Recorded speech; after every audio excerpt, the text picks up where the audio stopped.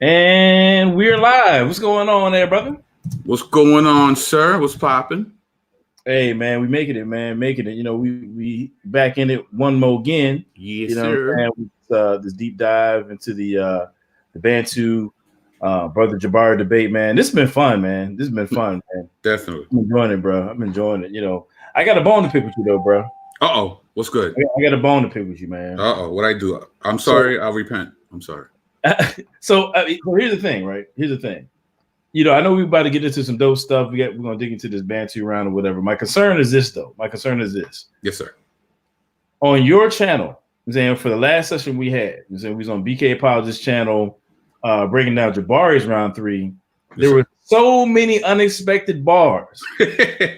My concern is there's not gonna be nothing left over. I'm saying now that you're on my channel, I feel like you might be barred out. Nah, you never know, man. Nah, man. Yeah, so I'm feeling kind of some kind of way about that. No, we're gonna allow inspiration to take over, and I'm sure some amazing things will occur. Oh, okay, all right. I'm just saying, man, because that last joint, boy, that was dope. Oh snap! We got a urban legend in the building. You know what I'm saying, we got Nefertiti out there. Oh, what up, sis? What's good? What's happening with you? You know what I'm saying, she's a legend in the community, man. Yes, sir. Y'all know what it is, man. Got my man MJ Jackson. You know what I'm saying, in the building. Now MJ's not playing around, man. We was a couple minutes late. We was about 2 minutes late. On that CP time. MJ hit me up at like 10:01. I'm saying he was not playing. He's like, where y'all at? You know what I'm saying? He was not playing at all. What up, Nate? What's going on, bro? What's happening with you, bro? You know, Nate be faithful out here, man. He be on Vocab Malone's channel. He be out here with ours, man. I don't know. I gotta enlist his services as a moderator, man, because I don't have any moderators. I gotta figure out how to do that, man. That's new to me. I have no idea, man. I'm recruiting you, Nate. I'm recruiting you for the moderator squad. My man Tim Allison in the building was good. Pastor Tim Allison from Reconcile Church out there in Bloomington, Illinois. Y'all be on the lookout, man. Y'all be on the lookout because they're gonna have the third annual. I know I messed it up. Unapologetically black, unashamedly Christian. I mess that up every time, but it's the conference at Reconcile Church. I know he's gonna get me too.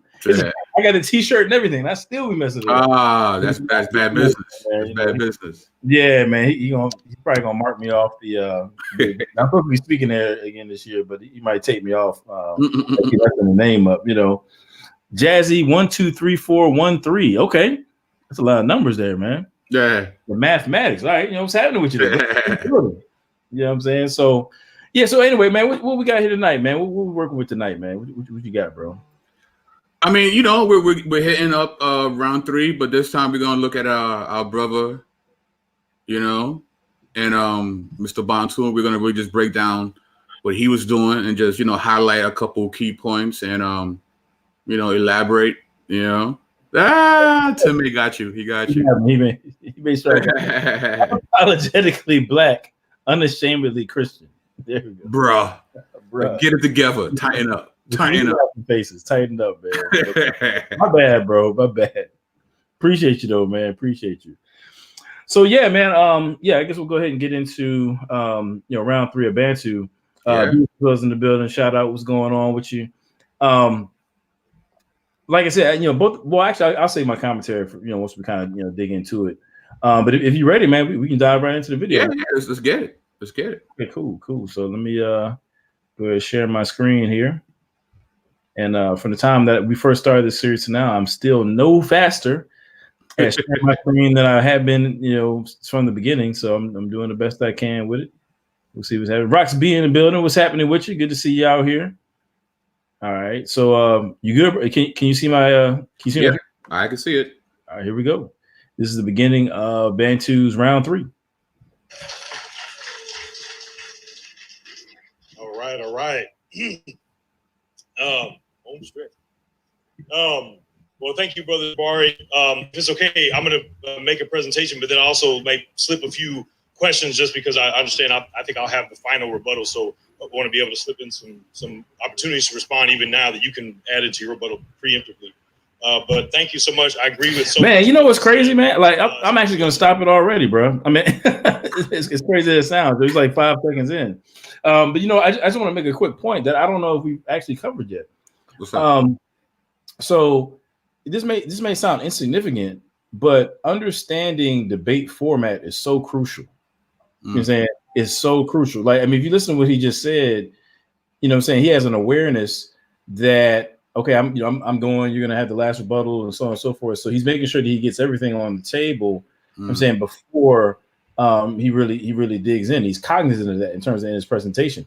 You know, so again, you know, as we're kind of doing this deep dive, I'm not only looking at content, but I'm also looking at, you know, strategy and just kind of, you know, how he goes about, you know, getting that content across. And so I bring that up to say is that, you know, most of us will not be in like a formal debate setting. You know what I'm saying? So we may not necessarily have to be concerned about things like that.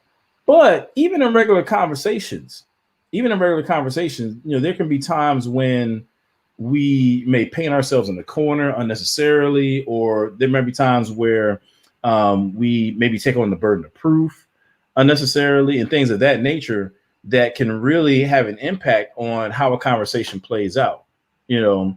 So, for example, you know, one thing that I say all the time, well, not say all the time, but, you know, one thing that I've noticed is that particularly, I just, you know, I mean, I'm not trying to, you know, poke at anybody particularly, but somebody like a brother Polite, you know, I've seen a couple Christians, you know, go at him or something like that. And, you know, typically, you know, and it may not be him, but just any conscious community figure, like for whatever reason, Christians tend to enter into those conversations without being cognizant of, you know, stepping in, you know, into a minefield just based upon how you approach a particular question. Like we're always putting ourselves in a corner, you know, without making other people defend their position. And that's just a mistake off top. You know, you're not likely going to have a positive outcome, you know what I'm saying, when you do stuff like that. So just kind of taking note of those kind of things in a conversation, even in the everyday conversation, can really impact outcomes. And it's just really something to think about.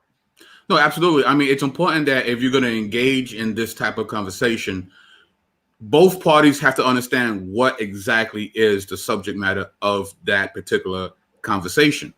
Because what tends to happen is once you start engaging and you're actually getting the better of the other individual, they will change topic.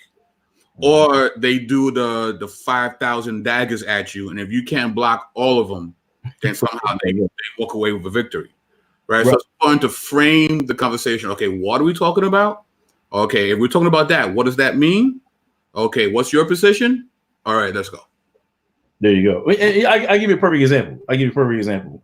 So people will say, and I've seen. I don't know. I keep, you know, bringing them up, but I mean, I just as an example, like Brother Polite or any number of other conscious community people. I've seen situations where they start the conversation, but like, all right, you got to prove to me that your God exists, or prove to me the Bible is true, prove to me that Jesus existed. You know what I'm saying? You know, they set that as being the objective of the conversation. Now the problem is that regardless of what evidence you bring up, regardless, you could hit them with 5,000-10,000 daggers. It doesn't really matter. At the end of the day, they could just be like, nah. You know what I'm saying? And that's the end of the conversation. Oh, you didn't prove to me, you know what I'm saying, that such and such is the case, and therefore I'm winning this conversation. You know what I'm saying? Like, and we just do that far too often, man. We do that far too often to where we allow other people to sit back and play counterpuncher. You know what I'm saying? We take on all the burden of proof. But at the end of the day, Christians aren't the only ones making truth claims about the world. You know what I'm saying? Any worldview, you know what I'm saying, that people want to have taken seriously is going to have to answer certain fundamental questions about reality, how things actually are. Christians aren't the only ones making truth claims. And honestly, if you want to know if a worldview is even worthy of your attention, one of the ways to find that out is, can you defend your worldview? Right? Because like in sports, you know, offense wins games, but defense wins championships. You know, everybody looks incredibly brilliant when they ask questions. But when you can answer the question, that's when we know that you know what you're talking about. Right.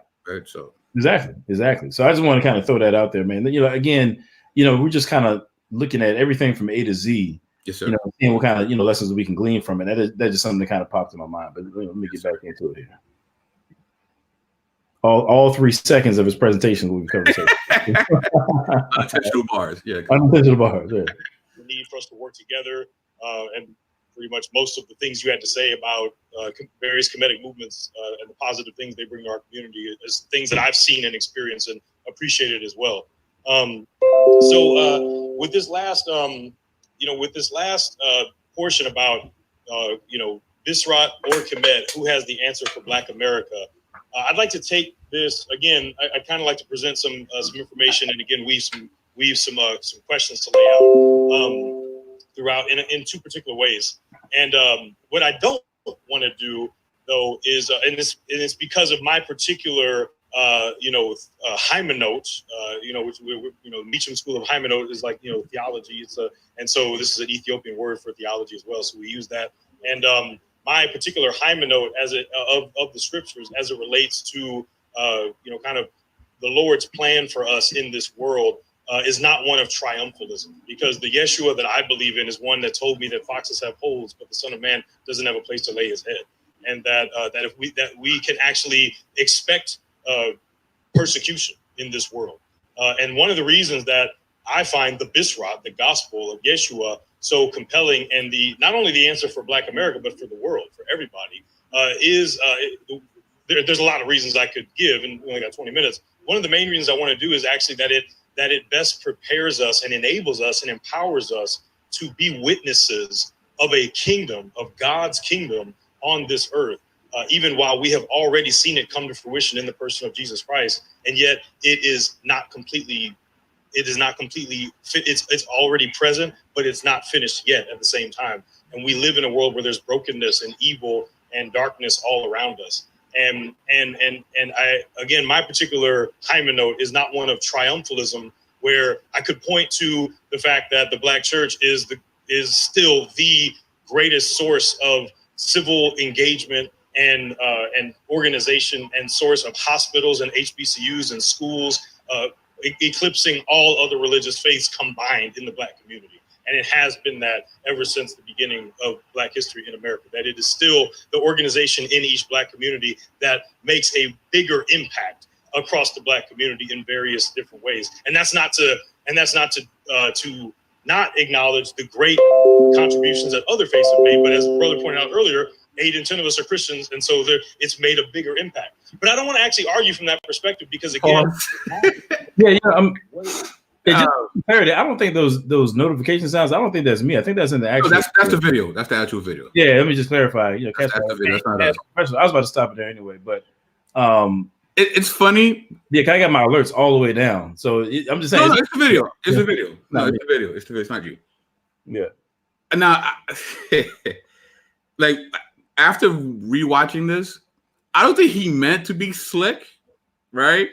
Mm-hmm. But it's funny because he's like, I don't really want to talk about all the great things that the church did. Like, for instance, yeah. And even you yourself said that, Right, so, right. But that's not what I want to do today. right. So it's like he kind of indirectly did. And yeah, he did. He actually did, right? And because we was there and they were complaining that he wasn't on topic. He actually was. He really was, because yeah. He just didn't do it the way maybe me and you would have done it, right? Because I would have went with the triumphalism. I really would. Right. I would have hit him with the data. Tell him why you're here. I would have hit him with the data. It's like, look at all the institutions we've created. Look at all the things that are implemented because of the gospel.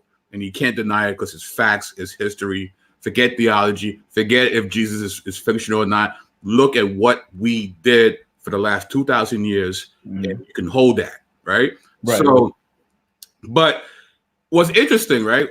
We saw in Jabari's round, he acquiesces the entire round, right? He says, I want to partner with you. You don't partner with people if they don't think they have the answers, right? If Adam Coleman worshiped a head of lettuce named Ralph, and he said that celery was his savior, I know that you don't have answers. So I'm not going to partner with you, right? Right. I'm only going to partner with people who I believe are beneficial to what I'm trying to accomplish. So the very fact that you said we need to partner with you, you're acquiescing.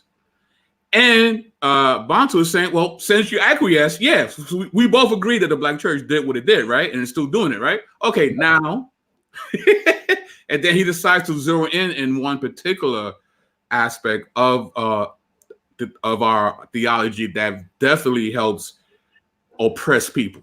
Oh, sure. Right. Sure. So he addressed he slipped in a little of the triumphalism. He said, right? He slipped it in. Yeah, right, exactly. And yeah. Well, I'm gonna say real quick something that I hinted at, or I might have talked about it more at length last time, but I think it's worth mentioning here. I think this round for most people, and hear me out, folks, because it's gonna sound bad at first, you know what I'm saying? But I just kind of hear where I'm coming from. I think this round was, in terms of how each of the debaters approached it, was probably the most disappointing for the onlookers, I'm saying, for the crowd. But I think that both sides approached it the question correctly. You know what I'm saying? It's just outside of what people anticipated. See, people thought there was going to be, basically our stat sheet against their stat sheet. I'm saying, what have we done versus what have you done, kind of a thing.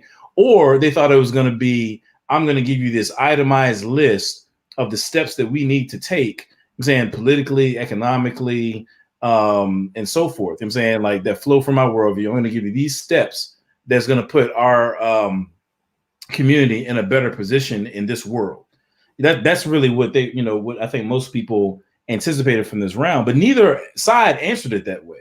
Right. Both of them made an attempt to get at what they believe to be the issues that are more fundamental. I'm saying that, in other words, everything, when we talk about it, like when we think about an itemized list of what we're going to do economically, politically, right, so on and so forth, those things are step B. But before you get to step B, you got to get the fundamentals. You got to get step A. You know what I'm saying? So you can't get to B before you get to A. It's just like sports. You know what I'm saying? You can have a guy who's just phenomenal, off the charts athletically. You know what I'm saying? I'll just take basketball, for example. He could jump out the gym. You know what I mean? He could just, do all kind of amazing things. Right. If his fundamentals aren't right, then eventually it's going to catch up with him. You know what I'm saying? I remember, I guess it's been some years ago now, but I was watching this interview with Bernard Hopkins, who's a boxer from Philly, I think, as a matter of fact. You know what I'm saying? And it was kind of like towards, he's like 40 something and he's still getting it in the ring, and they were asking him, because by this point, Roy Jones, who in his day was a monster, you know what I'm saying, in the ring. But by this point, he was getting knocked out, it seemed like every 5 seconds. And so they were asking Bernard Hopkins, like, how is it that you're able to still do what you do, but Roy Jones is not having success, even in the same age bracket? And what Bernard Hopkins said is that it's fundamentals. You know what I'm saying? It's like all that bobbing and weaving and showboating, all that kind of stuff, like that works when you're like 22. You know what I'm saying? And you're physically, in better shape than your opponent. The reaction time is that of a 20-year-old. But once you get around 40 and you lose a step, you got to rely on the fundamentals. You know what I'm saying? So if you don't have those fundamentals, it's going to catch up with you eventually. And so I think both sides are addressing the question, getting at that fundamental, that foundational level, and trying to answer the question there before moving on to some of the itemized things. However, with that being said, I'm saying, I think that even if they had gone the other route, it's a win-win situation, because the reality is, as Bantu just said, fam, like the Black church specifically has been getting it in for our community for like a minute, bro. I got sources right now. I'm trying to see if it's on my. I feel like I do this every session, but it's like every time I'm looking for a particular book on my shelf, it's never there. It's particularly what I'm looking for, where a guy breaks down how even going back to the 1800s, you've already got the Black church, you know what I'm saying, staging boycotts, you know what I'm saying, of cotton and things like that. They're already playing a role, as the Underground Railroad comes about. You have Black churches in the North, figures like J.W. Le Guin. Of course, people saw the Herod movie. Richard Allen, all sorts of, Black clergy participating in, the Underground Railroad. You've already got, before, I'm talking about before the MLKs, before the Abernathys and the civil rights and I call it the late civil rights movement. You know what I'm saying? Because most people think about the civil rights movement like 50s and 60s. You had people, way before that, you know what I'm saying, of the Christian tradition getting it in for our community. So, it's not like, when it comes to Comedicism, it's like, fam, you can't be this Johnny come lately with, worldview and knock us off our square. We've been getting it in. You know what I'm saying? We've been getting it in. Another thing I'm going to say about that too is that a lot of people, I'm going to just make this quick, but a lot of people want to point to, say, the post-civil rights era, you know what I'm saying, if we can call it that, and say, oh, well, where has the church been? Fam, I'm telling you right now, as a social worker, if I have somebody come into my office saying, hey, we're behind on our rent, we need food, we need clothes, we need this, that, and third, I can go to my well, we don't have, telephone books or whatever, but I can go to my list of contacts, and find a Black church in their locality that's able to give those types of things and is willing to do so. You would be hard pressed to find a Kemetic temple out here, that's out here doing something like that, or a Hebrew Israelite congregation, or a Moorish Science temple. I get, if somebody put a gun in my head and said, hey, look, I need you to find me a Moorish Science temple or a Kemetic temple in your area that's putting in work like that, I'd be a dead man. It'd be a wrap. You know what I'm saying? But I only know of maybe one Hebrew association that's actually doing anything like that, to be honest with you. Right. I know of one. Right. There could be others, I'm not saying that there's only one, but there is one. There is one. I know Divine Prospect, he does some work as well. Okay. He does. But I don't know anybody else. I mean, that's what I'm saying. You'd be hard pressed. I don't know anybody else. I'm not going to make an absolute statement and say running this. I'm not omniscient. But what I can say is that when we talk about, what's prevalent, I can throw a rock out of my window right now and hit a Black church. I'm saying that'll help some folks out. That's just a fact of the matter. And we say, and it's not just about giving people stuff. We talk about on the job training. We talk about reentry programs. Right. And again, as a social worker, when I was in Richmond, I was getting my degree at VCU, and I was interning for different programs and things of that nature. I was able to witness firsthand reentry programs, I'm saying, in which the church had a hand, where you had people who are coming home, haven't been down for a while, I'm saying, who can't find employment, don't have anywhere to go, I'm saying, and we're able to, through the Black church, receive trainings and things that my grandfather was teaching Bible classes in a local prison until he was like 75, 80 years old. I'm saying, and when people would get out, there would be times when he would be able to refer them to a local church where they would be able to help them out with a job and things of that nature. I mean, we would be remiss to talk about, how many college funds, what I'm saying, have been funneled through the church. How many colleges? I'm saying, how many historically black colleges? Bro, a day doesn't go by when I scroll down my timeline and I don't see an article about a Black church like either giving a scholarship or paying off college debt or on the job training, or they have this real estate program. It's like constantly. Of course. So man, I'm like, I was talking about my granddad. Now I think about it, just kind of jogged my memory, right? So a couple months ago, fortunately he's still living, he's still with us, and I just like to pick his brain about stuff. I like to hear him talk about the old days. This is a gentleman who was at the March on Washington. Received a letter from Martin Luther King himself, requesting his assistance in terms of organizing, because that's how Dr. King would do. He would work with the local churches, right? And then my granddad was a head usher, and so he was involved in that. So this is a guy who was part of the movement, what I'm saying? And he was talking about, and I can't remember what the subject was, but he was like, when you have somebody like a Thurgood Marshall, for example, who had a case that he was had to try and was doing something for the civil rights movement, they would go to the church, what I'm saying, and the man be like, look, y'all know what it is. We got Thurgood Marshall out here. He's fighting for us, but he got to eat. I'm saying he needs some money to sustain him and his family or what have you. I'm saying during this time that he's preparing for this case, and then they would pass the plate around.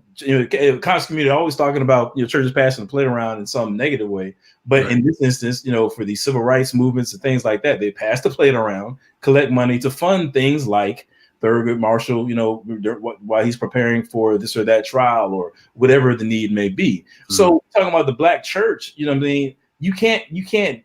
Anything that you do today, let's just take it a whole different direction, right? whatever successes you have, whether you're Kemetic, Hebrew Israelite, whatever you want to do, you know what I'm saying? Whatever economic success we end up having, or you bring about, or political success, whatever it may be, it's going to be an outworking of what the Black church achieved back in the day during abolition, civil rights, and so on and so forth. So at the end of the day, you still got to pay homage to those who made it even possible for you to do what it is that, you know, whatever it is that you put your hand to today. You know what I'm saying? So one way or the other, you know I'm saying, there's so many different ways we can talk about it. So yeah, I mean, you know, Bantu, I think he approached it the right way. I agree that, you know, we need to look at the foundational things first. And there's some other points that I want to make there too, but I don't want to like talk too long all in one segment. But you know, but I agree with him in terms of going to the foundational things first. But when it comes to you know, the triumphalism part, he could have went that route too. And it's like you have this embarrassment of riches, so to speak, of the stat. He kind of infers that, right? Like, well, me and you both know what we've done, so let's go somewhere else now. Right, you already know what it is. Basically, that's what very politely, that's what he said. You already know what it is. Right. So why are we even doing this? Let's move on now. We got numbers on the board. Basically. It is what it is. Right. So, you know, what are you going to do about it? We're the New York Yankees over here. We got 27 championships. Right. We're crushing it. Right. So. I'm really, you know, I'm resisting making a Dallas Cowboy fans joke right now, but I'm not going to do it. I'm not going to do it. But you know, before we move on though, just, you know, while I'm thinking about it, one thing that was subtle that I think Bantu brought up that probably should get some attention is when he talks about his theological perspective. I think he used the word, you know, I'm not even going to try to pronounce it, but it starts with an H. Hermeneut. Yeah, I think that's right. Matter of fact, Tim Allison, he's in the chat. He should know that because he's part of the Meacham School. So if you know what that is, go ahead and Hymeneut maybe. Hymeneut. Yeah. Hymeneut. You can type that in the chat. That'd be helpful. But so he talks about basically, I guess it's his school of thought or his theological perspective. You know what I'm saying? He doesn't approach the I guess the way that he conceptualized the kingdom and what God is doing on earth now from a triumphalist perspective. Now, there's a lot of history behind that. You know, that so for example, and actually he mentions this, I want to say in round no, actually it might be even later on this round. You know what I'm saying, but that being said, you know, there are differing perspectives as to this church age, if you will, and what things are supposed to look like. You know, you have the Bantu perspective, you know what I'm saying, which actually I agree with, you know what I'm saying, that ultimately the outcomes in this world are not guaranteed necessarily, you know what I'm saying, like in the sense that, ultimately God is working towards our good, you know what I'm saying, certainly that is the case, but, you know, we don't believe in some sort of prosperity gospelish type of thing where everything's supposed to turn out for our good, or that we will be on top in any given situation, you know what I'm saying, you know, politically or economically, so on and so forth. No, I mean, suffering in a redemptive sense is part of the biblical narrative. You know what I'm saying, I mean, Jesus said that my kingdom is not of this world, or else my disciples would fight for, or my followers would fight for me. I mean, and so in other words, you know, we don't subscribe to this notion that say geopolitical or economic imperialistic, you know what I'm saying? Like, you know, the kingdom is something transcendent.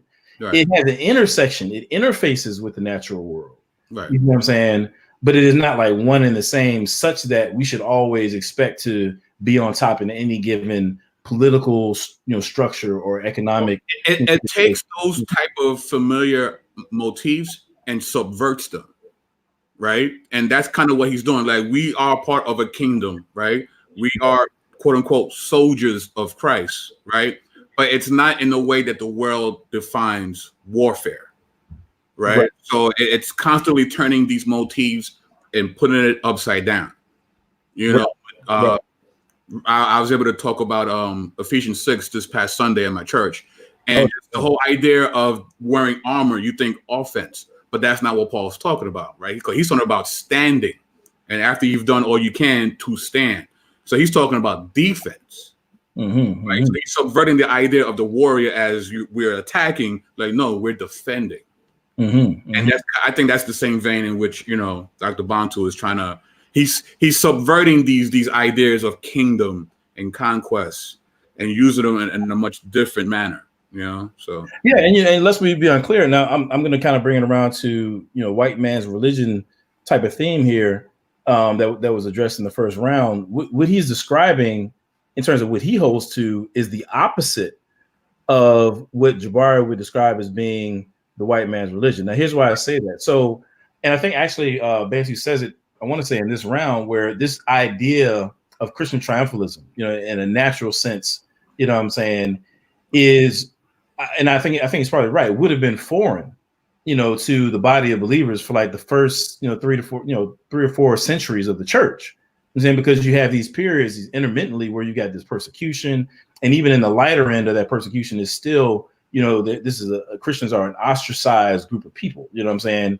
So, you know, you got to, in the first or second century, it would have been unimaginable to somebody that, oh yeah, what the scripture is saying is we need to be wrecking shop and taking over. You know what I'm saying? Point blank. Now, what happens is with Constantine, you know, where Christianity is legalized, and eventually under Theodosius, you know, eventually it becomes, you know, the state religion.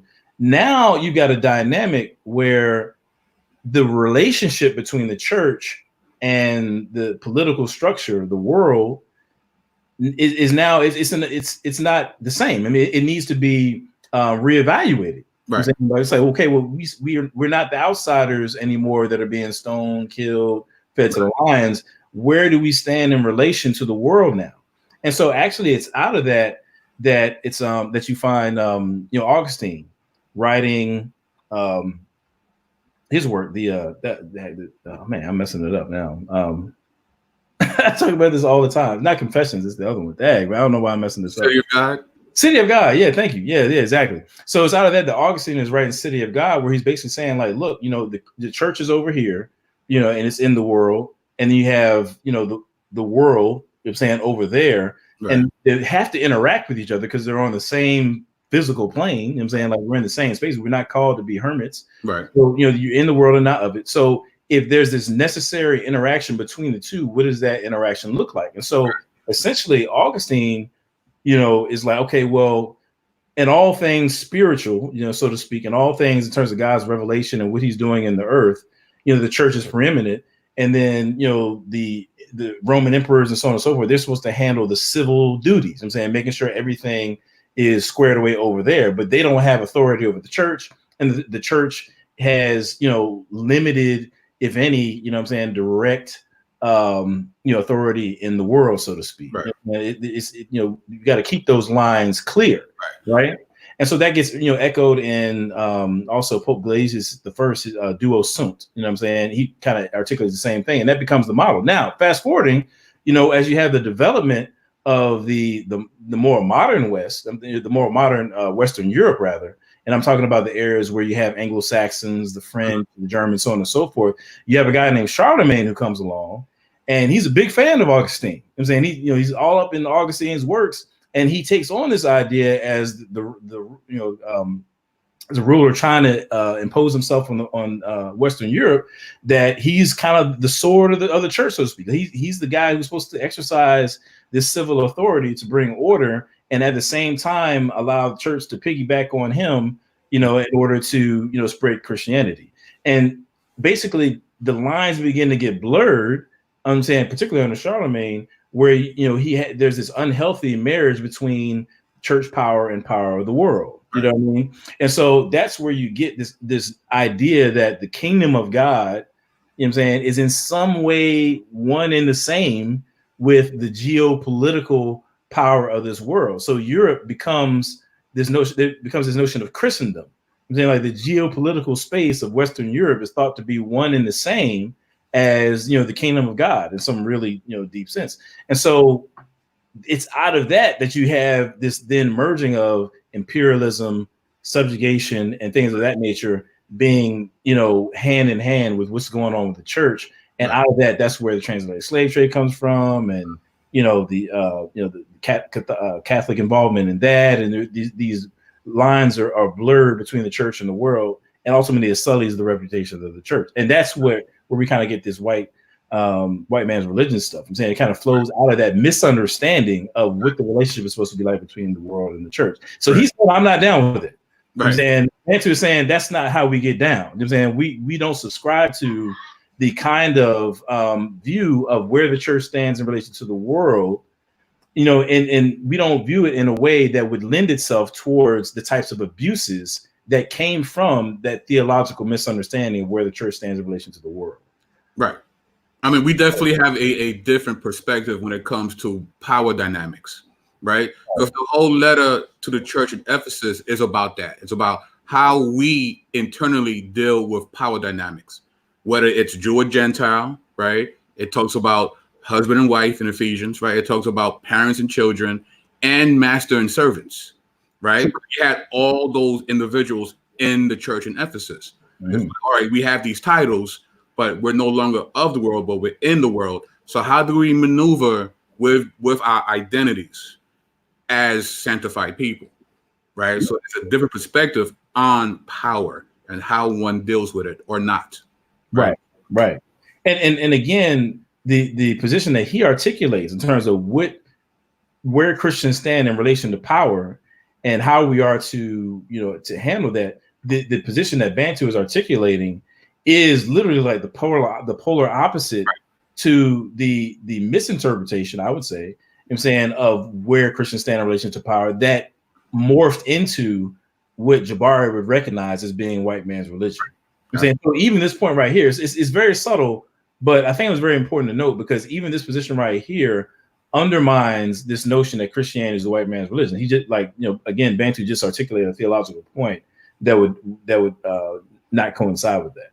So I just wanted to, you know, make sure I cover that right quick. Yeah, so I think we flap our gums enough. Yeah, that's good. Hey, I mean, this is the deep dive, though. This is true. This is what we're here for. You know what I'm saying? And yeah. All right, let's keep moving. To be a Nasrawi in this world is not one of triumphalism, not one that measures the truth of our faith by how much practical, success from a worldly standpoint we can have. Because actually the Bible teaches us that we can expect persecution and we can expect difficult things. And so I don't want to appeal to Bisrat. I don't want to appeal to our Lord and Savior Jesus Christ on the basis that it will make everything better, because it may not necessarily do that. Again, even though I could argue that, because again, the Black church has made more impact in physical, tangible ways than any other Black religion in this country. But the one I want to appeal to specifically is the theology that it allows us to empowers us to go throughout this world, again, with empowerment. And I would argue specifically that the Bisrat, especially as it has been practiced among African people, those of us from the continent and the diaspora for 2,000 years, has more than other religious traditions given us a sense of cultural identity and given us a voice of resistance to the various oppressions that we have and still are actually facing. That it has done that from the beginning. I want to show that from an ancient and a modern standpoint. Again, one of the things that I want to point out is that in the ancient world, especially as I pointed out at the beginning, in the Roman Empire and even in Mesopotamia and the Levant, there was definitely instances of anti-Blackness and anti-Black racism and sentiment and a disparaging of dark skin. And we even see that in the Bible where Moses' sister is disparaging his wife because she's Black. And you actually see God punish her because of that. And so we see in the scriptures, and probably most pointedly in the Song of Songs 1:5 and 7, where the Bride of Solomon is she's talking about her skin color and esteeming it, and actually rebuking and putting down colorism or any kind of disparaging of dark skin by saying, I am dark yet beautiful, daughters of Jerusalem. Do not stare at me because I am dark. Why should I be like a veiled woman beside the flocks of your friends? The Bible itself actually esteems Blackness. And one interesting thing is the fact that Black skin is the only skin color that is specifically highlighted in the Bible. You will not see any other people group or any other racial group where their skin color is particularly pointed out. You don't see people talking about, kind of Middle Eastern or Persian or Greco-Roman or any other ethnic groups, but it's only with Black people. Only with Ethiopians, only with people of African descent, which again, that means Black, is skin color particularly pointed out. and it's done so in a positive way, saying that this is a good thing. And again, these are depictions of ancient Ethiopian manuscripts. This particular book is from the. I'm gonna pause that right there, right quick. You know, we'll get back to it. You know, again, I feel like just for my own sake, I gotta say, you know, the those like computer sounds. It's not me. It's the actual video. You know what I mean? Like I feel insecure. Yeah, I'm feeling real insecure over here. Now the baby you heard from the background, that was us. I see Nate said poor baby. Yeah, that was us. You know what I'm saying, but as far as the computer sounds, I got nothing to do with that. That's on the actual video. You know what I mean? So, you know, with that being said, I mean, he covered quite a few things. Now, it's interesting. He talks about with Moses and his you know, sister-in-law or whatever, sister or whatever it is, you know, having something to say, you know, about Moses, you know, marrying a black woman, you know what I'm saying, and being with a sister, you know what I'm saying, so to speak. She felt some kind of way about that, right? And then, you know, God takes action. You know, God's like, okay, cool. If it's like that, I'm saying you about to get this work. I'm saying he judged her for that, right? And again, you know, he talks about these other passages where, you know, black skin is mentioned in a positive light. Now, what I find interesting, this just kind of just shows the bias of people. Like, why is that never talked about amongst, like, you know, your conscious community, comedics, and so on and so forth? You know what I'm saying? You never hear that side. I'm saying, I mean, that's in the Bible too. I mean, you got all these Bible scholars supposedly, you know, got something to say. You know what I mean? But how come these aspects, you know, never come out? It's in the same Bible, right? You know. So I just find that interesting. You know what I'm saying, like, it didn't take a scholar to find these kinds of things. Hopefully, just once I got to close this door. I'm gonna let you rock for real quick. I got to close the door. Got the baby. Yeah, I mean, I think right because he gave a very quick general understanding that the black church has been and will be and continues to be a very effective instrument when it comes to the upliftment and the empowerment of people of color, right? So he decided now to pick and zero in specifically on one aspect of the gospel, right, that has empowered us, and that is the ability to resist, right? From very beginning, we have resisted the oppression, you know, various oppressions, you know. Me being the Star Wars fan that I am, I always think of the Rebel Alliance, right, versus the evil empire, right? Yeah. So no matter how dramatic and how draconian life can be, there's always a remnant of believers, right? The Rebel Alliance, who are empowered by the gospel to be able to resist and to thrive while resisting. So, right. Interesting. So, man, Beach as well says something very interesting. I might touch on it in just a second, but it makes a very good point. But you know, kind of going back, I just want to, you know, kind of go back for just 1 second, you know, talking about, you know, the whole color thing, just real quick. I had somebody hit me up, and I'm not sure. I guess, you know, sometimes it seems like maybe in the conscious community, a particular argument would just kind of be making the rounds, you know what I mean? And it just everybody is repeating it for whatever reason. But I know for a while, this whole thing about, well, I guess it's not just the conscious community. I mean, it kind of maybe extends beyond it, but this notion that blackness is used metaphorically as being like evil, you know what I'm saying, in the scriptures. And, you know, therefore it's like this subtle message that, you know, blackness is evil and wrong and so on and so forth. I mean, you hear that from guys all the time. But one thing a point I raised really was the Holy Spirit, because I hadn't really thought about it prior to that conversation, you know, but really when you think about the Old Testament, you know, one of, you know, certainly one of the most prominent expressions of sin and representations of sin is leprosy, you know, and leprosy, you know, is certainly has, you know, is described, you know, with the whitening of the skin. I mean, that was, you know, if you're leprous, you have this, I guess, albino thing on. I'm not a doctor, you know what I mean, but you have this, you know, noticeable whitening of the skin, you know what I'm saying? And so, and sometimes it's mentioned that way, right?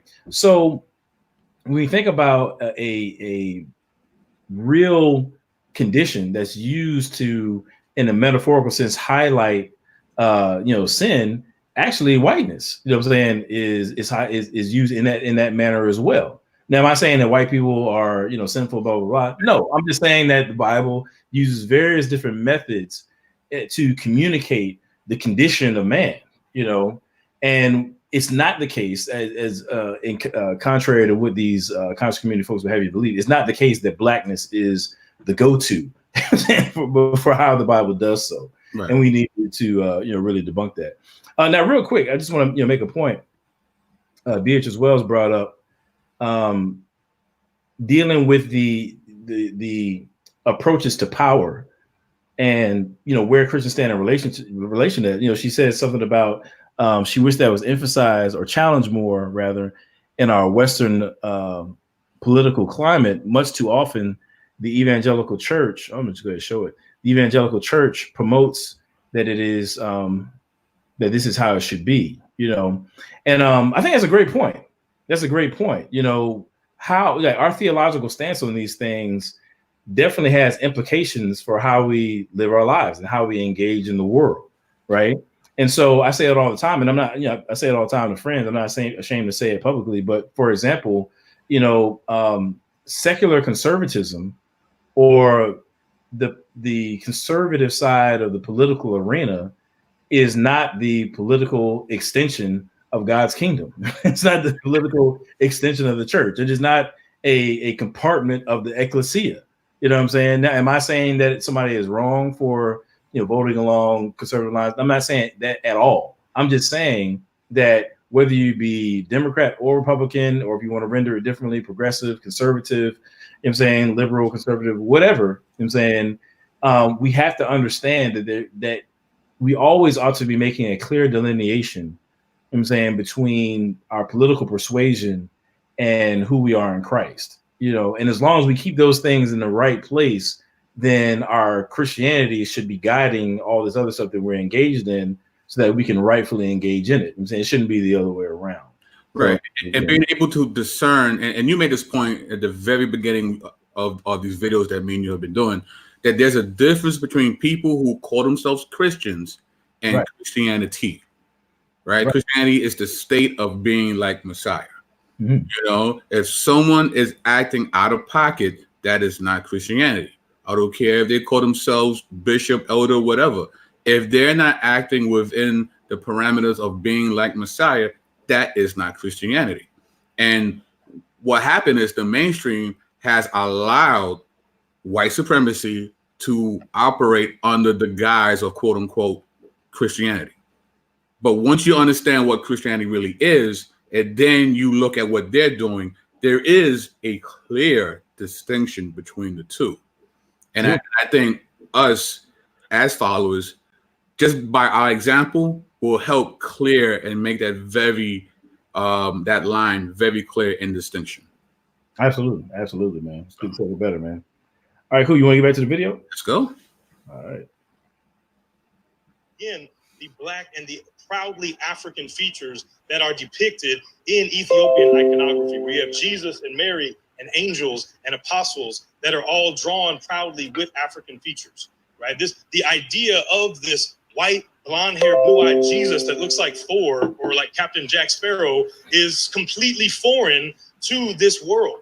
And yes, it is an image that has been used for oppression for a long time. But as I've said multiple times today, that is not the particular expression of Christianity that is biblical or that I ascribe to.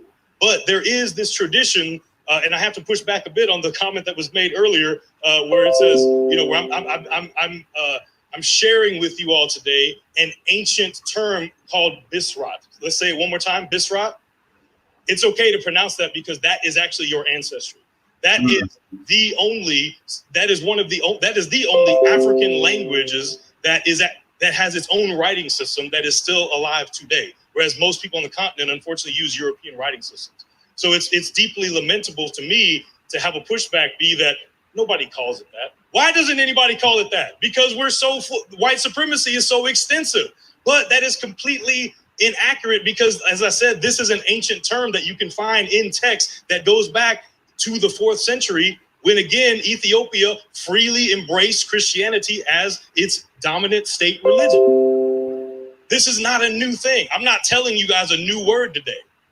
And so, in fact, the fact that nobody says it is actually part of the problem. But I think a lot of my Kemetic brothers and sisters would understand that part of what it means, and I appreciate the ways that that you are doing this for a lot of our people in our communities, going back and reclaiming. But then we can't then disparage and say, well, nobody calls it that. So then therefore we say, actually, there is a Christian nation that's been Christian for 1,700 years that's been using that word, and it's in ancient manuscripts. Not only that, but not only in Ethiopia, when you look at... All right. That was pretty devastating. Yeah, that was tough. That was really, that was a hard part. You know, grown men bars is something you have to deal with. You know what I mean? And because again, and even though that's not the point of this particular round, but one of the accusations is that Christianity came and wiped away African culture. Right? Here is an example of Christianity actually preserving African culture. He said it's the only ancient African language that had a writing system that's still being used today. And why is it still being used? Because they use that literature to do what? To talk about the gospel. That's devastating. Devastating. The only one that still survives because of Christians. That's like, what do you do with that? Just take that L. That's all we can do. That's all we can do. And what's crazy about it is, I mean, there's so many points you made there, but you know, if you go right now to, I believe it's the Blackwell Companion to African Philosophy, okay, it's put out by, I think it's Oxford Press. Anyway, if you go to that, you know what I mean, and you look at some of the names that are featured, you know what I'm saying, they're highlighted amongst African philosophers, you're going to find certain individuals. You're going to find Cyprian, Tertullian, Zariaco, you know what I'm saying, Christians, bro, Origin, Christians. You know what I'm saying? It's not even arguable. Augustine, you know what I'm saying? It's not even arguable that the intellectual contribution that African Christians made is just phenomenal. You know what I'm saying? And so, and when you think about, I mean, there's so many different people I can name, but I'll just leave it at that for now. But just when you think about folks who want to throw away this tradition and want to throw away this heritage, you know, all because of what some white folks did in the relatively, modern history, you know what I'm saying? And you're going to throw away near 2,000 years of African heritage and contribution just because of that. That literally right there is the whitewashing of our history. Then how is it not? I mean, Lord knows. I mean, how long have we been thinking about the Hidden Colors video? I'll just use that as an example. The Hidden Colors series. You know what I'm saying? You got all these dudes. I don't know. I think they're up to like volume. So, did I mess up? Or what I do? I'm not a fan of Hidden Colors, but yeah. No, I mean, I agree. I mean, but that's my point, though. You know what I'm saying? It's full of pseudo scholarship. You know what I'm saying? The whole project is centered around this idea of reclaiming lost history. It's Hidden Colors, right? But the thing of it is, how do you have 4 or 5 volumes of Hidden Colors? You mean to tell me you didn't deal with Augustine? Literally, there is no thinker in human history that has had more of an impact on the Western world than Augustine. There isn't. Who has? You know what I'm saying? He's like the OG of the Western world. I mean, he's from North Africa. Right. You know what I'm saying? They've been stealing bars from him for years. You know what I'm saying? So, bro, like, I mean, how do you not have somebody like that? How do you not have? But you know what's also ironic? So we have some great scholars right now who are really trying to do better work deciphering the metal netter, right? Mm-hmm. And one of the keys for them to able to decipher that is by looking at the most current relatable scripts. And what are those scripts? It's Coptic and Ge'ez. You're welcome. Okay. You know what I mean? You're welcome.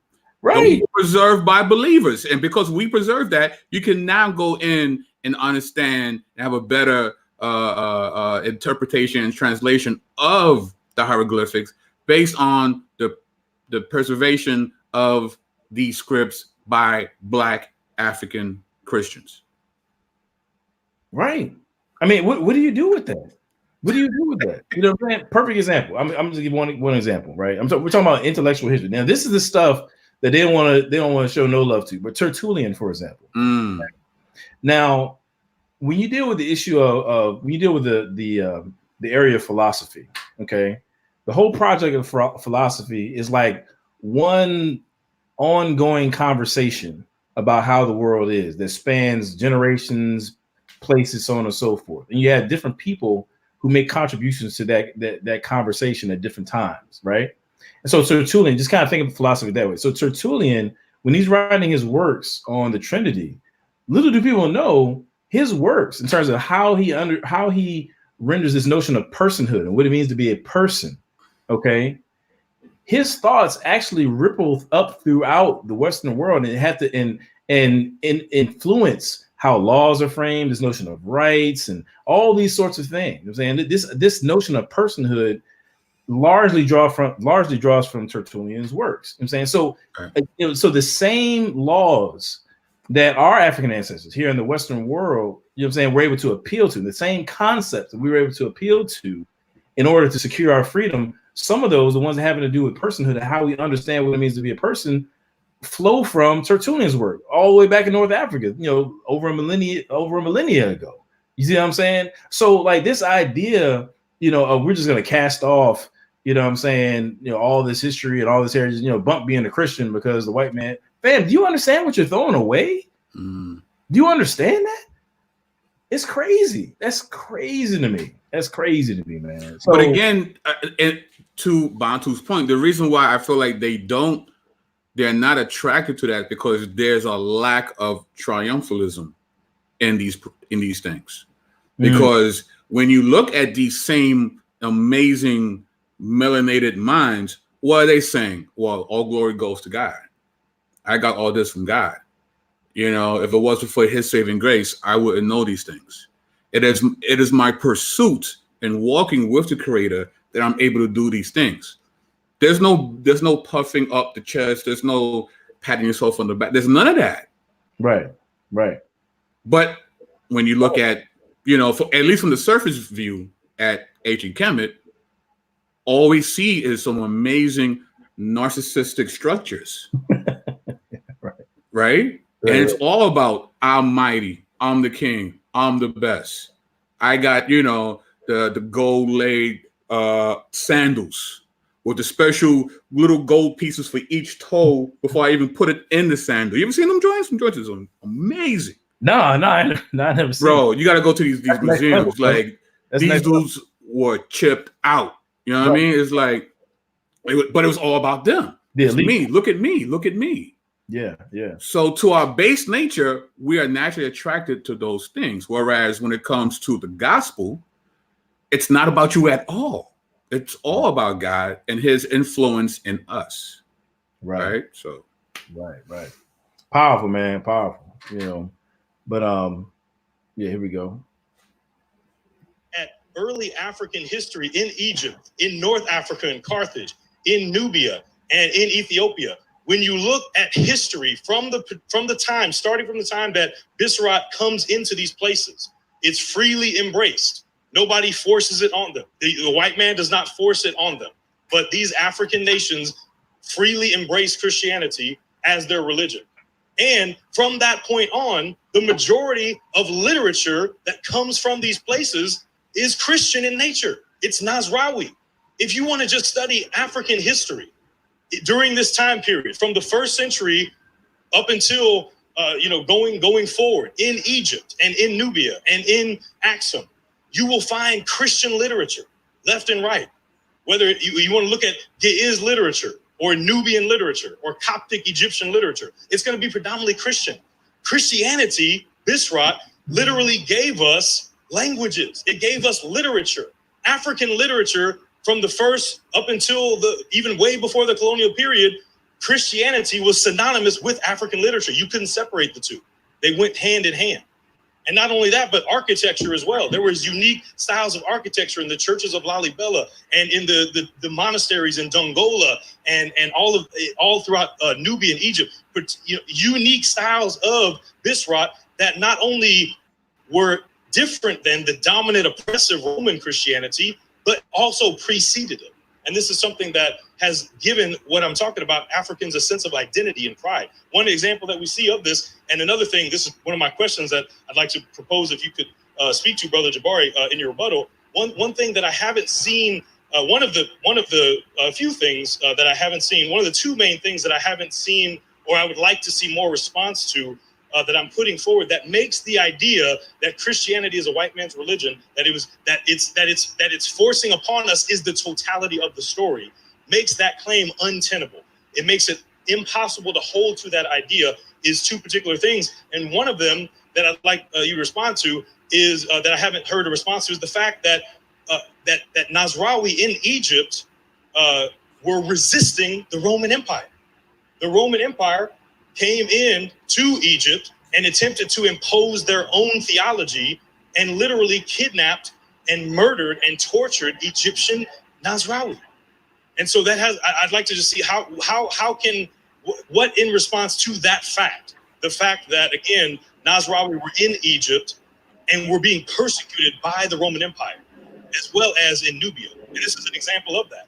The life of Daniel of Scatus talks about the Roman Emperor Justinian, who is seen as kind of the dominant Byzantine emperor, and he is going throughout the Roman Empire and in Egypt and Syria and the places where black and brown people mainly live, and is enforcing Roman theology, the theology that Jesus is one person in two natures, the one that many Arabian and Syrian Egyptian Christians rejected, and was trying to enforce it. And there's an Egyptian monk named Daniel of Scatus. Scatus is in the Wadi Natrun. In Egyptian, it's called Shihate. And this is the story where he talks about Justinian coming in and oppressing, saying, and it was at that time that the impious Justinian, this is the Roman emperor, became emperor, he who was polluted and terrorized the entire world and the Catholic Church in every place. He endeavored to enforce the accursed fate of the defiled Council of Chalcedon everywhere and scattered the beautiful flocks of Christ. He chased the Orthodox bishops and archbishops from their thrones, and the impious Justinian was not satisfied with this, but also disseminated the impious tome of Leo, which the impious Council of Chalcedon had accepted. He propagated it everywhere that lay under his control in order to make everyone subscribe to it. When it was brought to Egypt, a great disturbance occurred among all the Orthodox faithful who were in the land of Egypt. And it was brought to the holy mountain of Scatus in order that our holy fathers might subscribe to it. Notice all of the different parallelisms here going on, that Egypt is being presented as the source of orthodoxy and the source of a unique expression of Christianity. This makes this idea that there was this dominant Christian history that was put on people untenable, because in the 400s, there was deep strife and controversy between the churches of Egypt and the Roman Empire, where the Roman Empire was enforcing itself upon Egyptian and Syrian and Arabian Christians. So, and they were resisting it, and still do to this day. The Egyptian and Ethiopian and Armenian churches still do not have communion with the Roman Catholic Church because of this particular schism. And they preceded it. So again, this is just one of those examples. Another example that shows again. Yeah, you can pause that. Okay. You're on the same tip. Go ahead. I think it was interesting that he was able to challenge him, and he actually is still on topic, because the focus of his round now that we already know about the Black church, and Jabari also knows about the Black church, right? He acquiesced, right? So let's focus on how the gospel empowers people of color to resist. Oh, and by the way, since we're talking about resisting, if we're resisting, how is this the Roman religion if you have, Coptic Christians or ancient Egyptian Christians resisting the Roman influence? Yeah, it makes no sense, man. It makes zero sense. No, and here's the thing, man. Like, so to your point, and he did clarify again, because like you said, this was part of this round. He said straight up that he wanted to give an ancient example and a modern example of resistance. And so right now he's covering the ancient example, right. And it just deals with this point of like, if there is something for us to resist today, which obviously there is, there's problems today, that need to be addressed. You know what I'm saying? Resisting oppression is not new to the church, particularly the Black church. Whether you want to deal modern day or ancient, resisting oppressive powers is something that's a part of the heritage of the Black church. You know what I'm saying? If we can call it that. So, that's I think it's a pretty powerful point. I'm not really sure Jabari got it. And I got to say this too, man. Now, Uh-oh. At the risk of sounding disrespectful, I'm not trying to be disrespectful. Now let me just clarify this. I respect anybody's degree. You know what I'm saying? I'm not one of those guys to be policing other people's degrees, where they got their education or what titles they hold. I could care less. You know what I'm saying? If you say you got a degree, more power to you. We need more of it in our community. I'm with that. But to me, it was points like these, okay, that really show the divide, because your boy Jabari is always claiming he's an historian. You know what I'm saying? That's true. Every 5 seconds he's telling us he's an historian. I don't care what it is, what he's talking about, some kind of way. Around him being a priest and a historian. I guess he's really proud of that. Fine, whatever. But I'm just being real. You know what I'm saying? Think of. I'll just put it this way. I'll put it in a nicer way than I originally was. You know what I'm saying? Think about basketball. I'm a big basketball fan. Okay. Now, there's a big difference between Michael Jordan, you know what I'm saying, and Bill Winnington. I'm saying, or let's say, just using a modern example. There's a big difference between LeBron James and who's out there today. I don't want to call somebody a scrub, but but you are. Right, but you're going to be. Yeah. You know what I'm saying? Well, actually, I'm not gonna name a scrub. I'll name 2 people who are decent. You know what I'm saying? LeBron James and Andrew Wiggins. You know what I'm saying? They're both players. They're both in the NBA. But we kind of know they're not in the same category, right? They're in the same league, but they're not in the same league. They're in the same league. They're not in the same league. You know right. If you say that you're a professional ball player and you're in the NBA, cool. If you say you're in the G League, I mean that's cool. I mean, compared to me, you could ball me out of the gym. But if you are a professional NBA player, right? There's a certain level of expertise that we are going to expect from you. That we're going to expect from you, exactly, when we see you on that court. Right? Exactly. So and to be honest, it's points like these where I think we started to see the divide between Vince Bantu, who is without question a legitimate historian. Like he's not. I'm not sure if I've ever even referred to himself as being that. I mean, I don't think he really throws that around, but he is. He's got a PhD. I mean, he's got all the credentials to. He has degrees, plural. He has degrees. Degrees. So I mean, legit. I'm just sorry, man. Like when it comes to Jabari, let me be more explicit. Okay. So what I saw just now is that he called Jabari to give an account for the whole picture. Okay. This is what real historians do. Real historians don't cherry pick points of history that support a point that they're trying to make. What real historians do is if they draw out a point from the historical record, they do so in such a way that it's not disjointed or divorced from what else we know about that period of history. And then they're not just cherry picking. So when Bantu is making a claim about the Egyptian church, when he's making a claim about what's going on in Rome, he's making claims about specific instances, specific people, so on and so forth, that are true about those individuals and events, but are also reflective and take into account everything else that's going on within that historical context. He's not drawing something out, cherry picking 1 or 2 things that fit his narrative and then trying to harness that as ammunition against his opponent. That's not scholarship.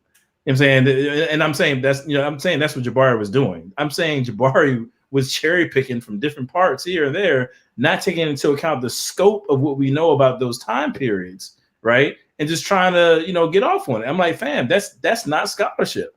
Scholarship is you're going to draw conclusions based upon not only one particular instance, person, or event, but also the whole picture of what's going on in whatever historical context that you're dealing with. And so what Bantu is doing is saying, like, look, I want you to give an account of the whole story. That's what he said. You know what I'm saying? Give an account of the whole story. Don't just. And I've been waiting for you to give me a whole account. I've actually been waiting this whole debate for you to give me this account. It's for 2 rounds now. For 2 rounds. You've been waiting. Right. And so again, these are the kind of things that differentiate between somebody who's a true historian and somebody who is, has studied history and has an affinity for history, perhaps, you know what I'm saying? And maybe knows more about history than the average person, whatever. You know what I'm saying? When we're talking about somebody who's a professional, I think those are the kinds of earmarks that let me know that we're dealing with two different folks. You know what I'm saying? Two different kinds of individuals here. The other side is too, again, we're 2 rounds in, the kinds of sources that are being quoted. You know what I'm saying? If you tell me that you're a historian and you quote Joseph McCabe, come on, bro. What? I don't mean to laugh. I'm sorry. Come on, bro. Come, fam. If you tell me you're a historian, man, you are. And then you cite Wikipedia. I see. Come on, bro. Why you had to go there? I'm just being real. I'm like, come no, on, you're man. right, bro. If in lieu of giving an actual citation, you advise people to get a bus ticket and go check out such and such, bam, give a citation, B. That was bad. You can't do that. You can't do that. Was very foul. Come on, man. Come on, man. You know what I'm saying, I'm not even trying to be funny. I'm being so serious right now. You know what I'm saying? Like the reality is there's a difference. Like, there's a historical method that needs to be accounted for. I'm saying there's a real methodology. Yes. Methodologies. There's different ways to go about being, historical data. You know what I'm saying? That there's real ways, there's tried and true ways to handle the historical data that people do in order to come to conclusions about what happened in the past. And when you're quoting things like Joseph McCabe, you have the actual slides from the Zeitgeist video, the actual slides. You know like, fam, it's the actual slides. I know. You know what I'm saying? From the Zeitgeist video, you're telling me everything I know about your historical pedigree. You're telling me that you're not handling, the historical data in a responsible way. That's what you're telling me. I'm saying if you say to me that you're trying to make a case, this is my last example. If you say to me that you're making a case of Christianity having borrowed, from Kemet, and you want to make a point about one of the central narratives, with the virgin birth and so on and so forth, and you're quoting a 6th century source. Shout out to my man MJ Jackson who broke that joint down. I'm saying on Vocab Malone's channel. But you're quoting a 6th century source to try to prove causation of a worldview that came about or matured, I'll say, flowed out of the Judaic tradition in the 1st century. Fam, 5 centuries too late, B. What are we doing right now? What are we doing right now? So I just said that, and everybody's got to be on their P's and Q's, man. These are the kind of things that you have to watch out for. Whether you're watching the debate, it's harder to do when you're in conversation with somebody because it's like in the moment. You know what I'm saying? Sometimes you can't necessarily catch everything, but right. In this situation, we had the benefit of being able to look at the video and see the missteps. And I think that's why it's so important that me, you, MJ, Nefer, Vocab, that we're all addressing this so that we can hold him accountable, right, for what he's saying. Because like you said, he makes the claim of being knowledgeable in these affairs, but time and time again, you're coming up lacking, but that's good for him because when he steps up to any of us or anybody who's around us, he knows he can't use these same talking points anymore. Yeah, that's done. Yeah. That's deaded right there. So that's over with. You know what I mean? So, and this is the thing, man. Like, just I guess they got to add some balance to it. Maybe a lesson learned is that we all have to be humble. You know what I'm saying? We all have to approach these topics with humility. Nobody's omniscient. You know what I'm saying? I say this all the time. If you ask me enough questions about any given topic or about something that I just haven't spent a lot of time on, you're going to be able to stump me on this or that and the third. I'm not omniscient, Right. And the reality is, if you're in a public platform, if you have a public platform, you're presenting to people on whatever it may be. You know what I'm saying? Eventually, you're going to get got. Eventually, you're going to make a mistake. You're going to say something, right, that's inaccurate, or maybe upon coming, upon new information, you realize that you were inaccurate. It's going to happen. You know what I'm saying? It's happened to me before. You know what I'm saying? And so what you want to do is you want to always be humble enough to say, you know what, I got to take that L. I was mistaken about such and such, and I'll just say, I hope that, if I get cut, one of these days, where I was just dead wrong about something, I hope that I have the humility, to be able to correct that and not be, trying to duck and dodge and make light of it or get around it, but maybe that's just another lesson learned, man. We all have to do these things with humility. We all have to be equipped, especially as Christians, because the Bible does call you to that. The Bible talks about how knowledge puffs up. We don't want to be that. We don't want to be the kind of people who are gaining knowledge for without that spirit of servanthood. I'm saying, and thus be puffed up in such a way that we become prideful, because nobody is benefited by that sort of thing. So right, right. The balance between orthodoxy and orthopraxy, right? Good. Watch your life and doctrine closely. So. Right. All right. Cool. Again, this one shows again about how the Egyptian language itself was a marker of resistance and a marker of African Egyptian pride. And for the Christians, this is when Arabic is starting to become the dominant language. And there's a monk, an Egyptian monk named Samuel of Calamon, and in his text called the Apocalypse of Samuel Calamon, this is written in the 10th century, where he is trying to encourage Egyptians to resist speaking Arabic so that they can continue to speak the Egyptian language, because, and notice this, because the Egyptian language is considered to be one and the same with Christianity. It says they will abandon this language, meaning Coptic, to speak Arabic and to worship in it, to the point that we can no longer recognize them as Christians, but they will be taken for Berbers. Truly, I say to you, my children, that those who give up the names of saints to give their children foreign names, those who act this way will be excluded from the blessing of the saints, and anyone who dares to speak the language of the Hegira, that's another kind of phrase for Arabic, inside the temple, that one will deviate from the ordinances of our holy fathers. Stop it for a minute. This is written, and this is written. Yeah, I don't know how I missed that point, man. I feel like I heard that just now for like the first time. But again, right, it's another example of the African Christian fighting to preserve African culture. Right. We have a Christian leader of that time in writing instructing everyone else, you better not take that foreign language. You better keep this African language. You better preserve it, because this is how we learn the gospel, with this language. Right. Don't call your sons and daughters their names. You stay here. You stay within the culture. That's primary evidence of a African Christian fighting and inspiring other African Christians to retain African culture. That's what you're saying right there. Primary source. It flies in the face of Jabari's whole narrative, because remember, his whole thing is, he's claimed that Egypt, Ethiopia, Nubia, that they fell or whatever, and so on and so forth, and that Christians are just running them up, destroying all things African, so to speak. Right.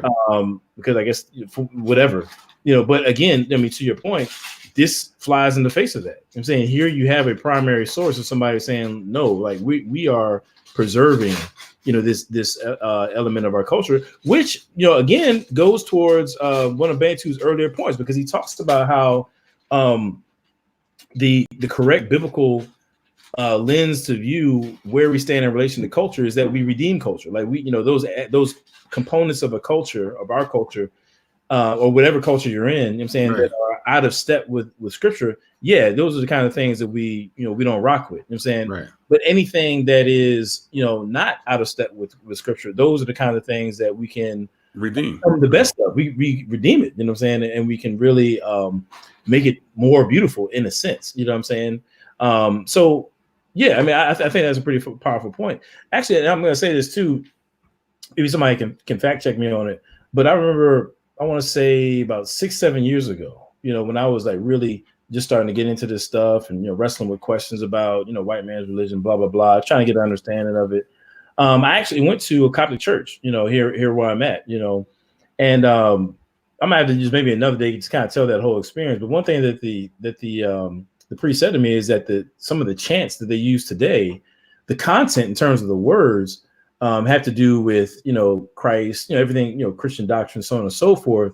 But the melodies and the melodies go back all the way to the Pharaonic period. Wow.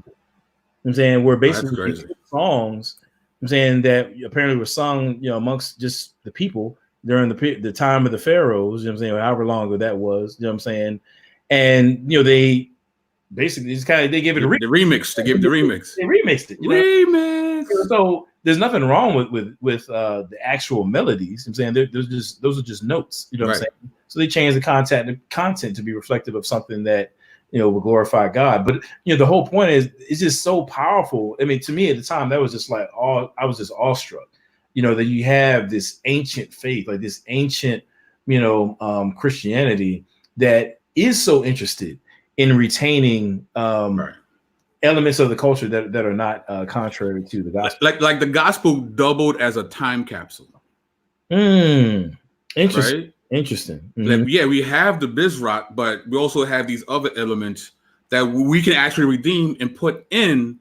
So as we continue the Bizrock, these things tag along with it. Right?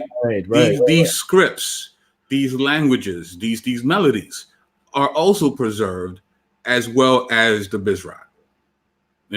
Which again, like you said, completely flies in the face of the point that Jabari is trying to make about Christianity actually crippling and erasing the culture. Here, we're seeing time and time again how we actually preserved it. Right. And that's the thing is that I think diversity, and I've talked about this on the show, but diversity is an expression of God's artistic side. Maybe I can put it that way.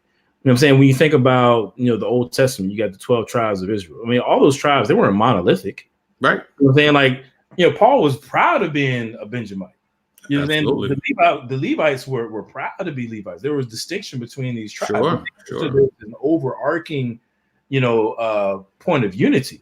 You see what I'm saying? But amongst those tribes, they weren't all the same. They were distinct. And mankind as a whole, okay, if you can take Israel as being a microcosm of that, mankind as a whole is the same way. The overarching unity is that we were made in the image of God, right? The image and likeness of God. However, when you think about, there's nothing about what God has done in the earth, you know what I'm saying, that leads us to believe that He's against any particular group having a culture. You know what I'm saying? As a matter of fact, it talks about how we've been placed in different times and places, so on and so forth.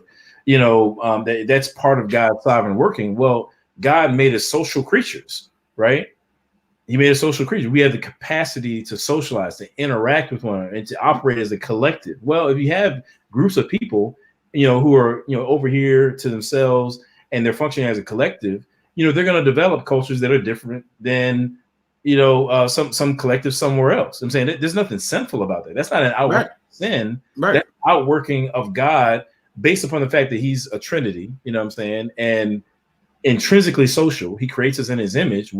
He creates us as social beings, and we have the capacities to socialize and form cultures and so on and so forth. So therefore, if something is formed out of that capacity to socialize, i.e. cultures, if it's something that's not out of step with God's truth, then we can look at that as being beautiful. We can look at it as being an expression of the Imago Dei. You know what I'm saying? And so that's why, Christianity, there's no like some sort of mandate to go eradicate all cultures or eradicate all distinctions. That's just flat out. That's nowhere in Scripture. I'm saying the issue is what we've been called back to is the overarching unity in terms of being made in the Imago Dei, naturally speaking, but then even more so that's what's the word I'm looking for? Amplified, by the covenant. You know what I'm saying? We're in covenant with one another. You know what I'm saying? Through Jesus Christ. So you got these two layers of overarching unifying identity. You know what I'm saying? So yeah. Well said. Well said. Bars. Man, we get bars. we doing something tonight, man. We doing all right, here we go. Written in Coptic and Arabic, and the word for temple is actually Urpa, which is actually the Egyptian word that was used for temple in the traditional religion that then was used for a church. Because again, as we've said, this is another example of the ways that Christians embraced a lot of their ancestry and their history and rejected some of it, but continue to embrace a lot of it. And this is another example that shows how the language itself, again, if you look at Egyptian literature, if you just study Egyptian literature from the 1st century going forward until the 12th century, you will find Christian literature. Christianity, Bisrat, gave Africans a voice. It gave us literature, it gave us architecture. I want to show one more example of that from the modern period, from the ancient, that moved to the modern period. Well, a lot of Petros. Uh-oh.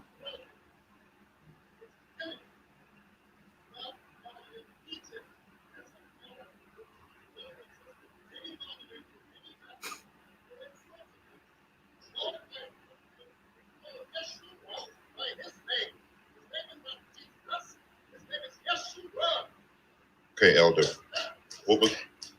Just so that we can respect you as an elder, we want to also respect the debate and give everyone their time and disagreement on that. Then let's go back to the 5-minute mark, because that's when the outburst began.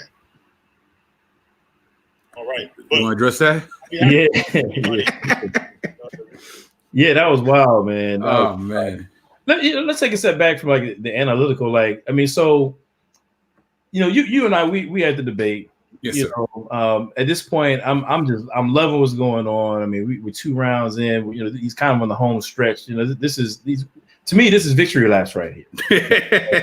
Yeah, pretty much. And we have this outburst, man. Like, so at the time, like, what were your thoughts? Like, what were you, how did that strike you at the time, man? Oh man, you see, you put me on the spot. I don't know if I want to say it like the way I want to say it.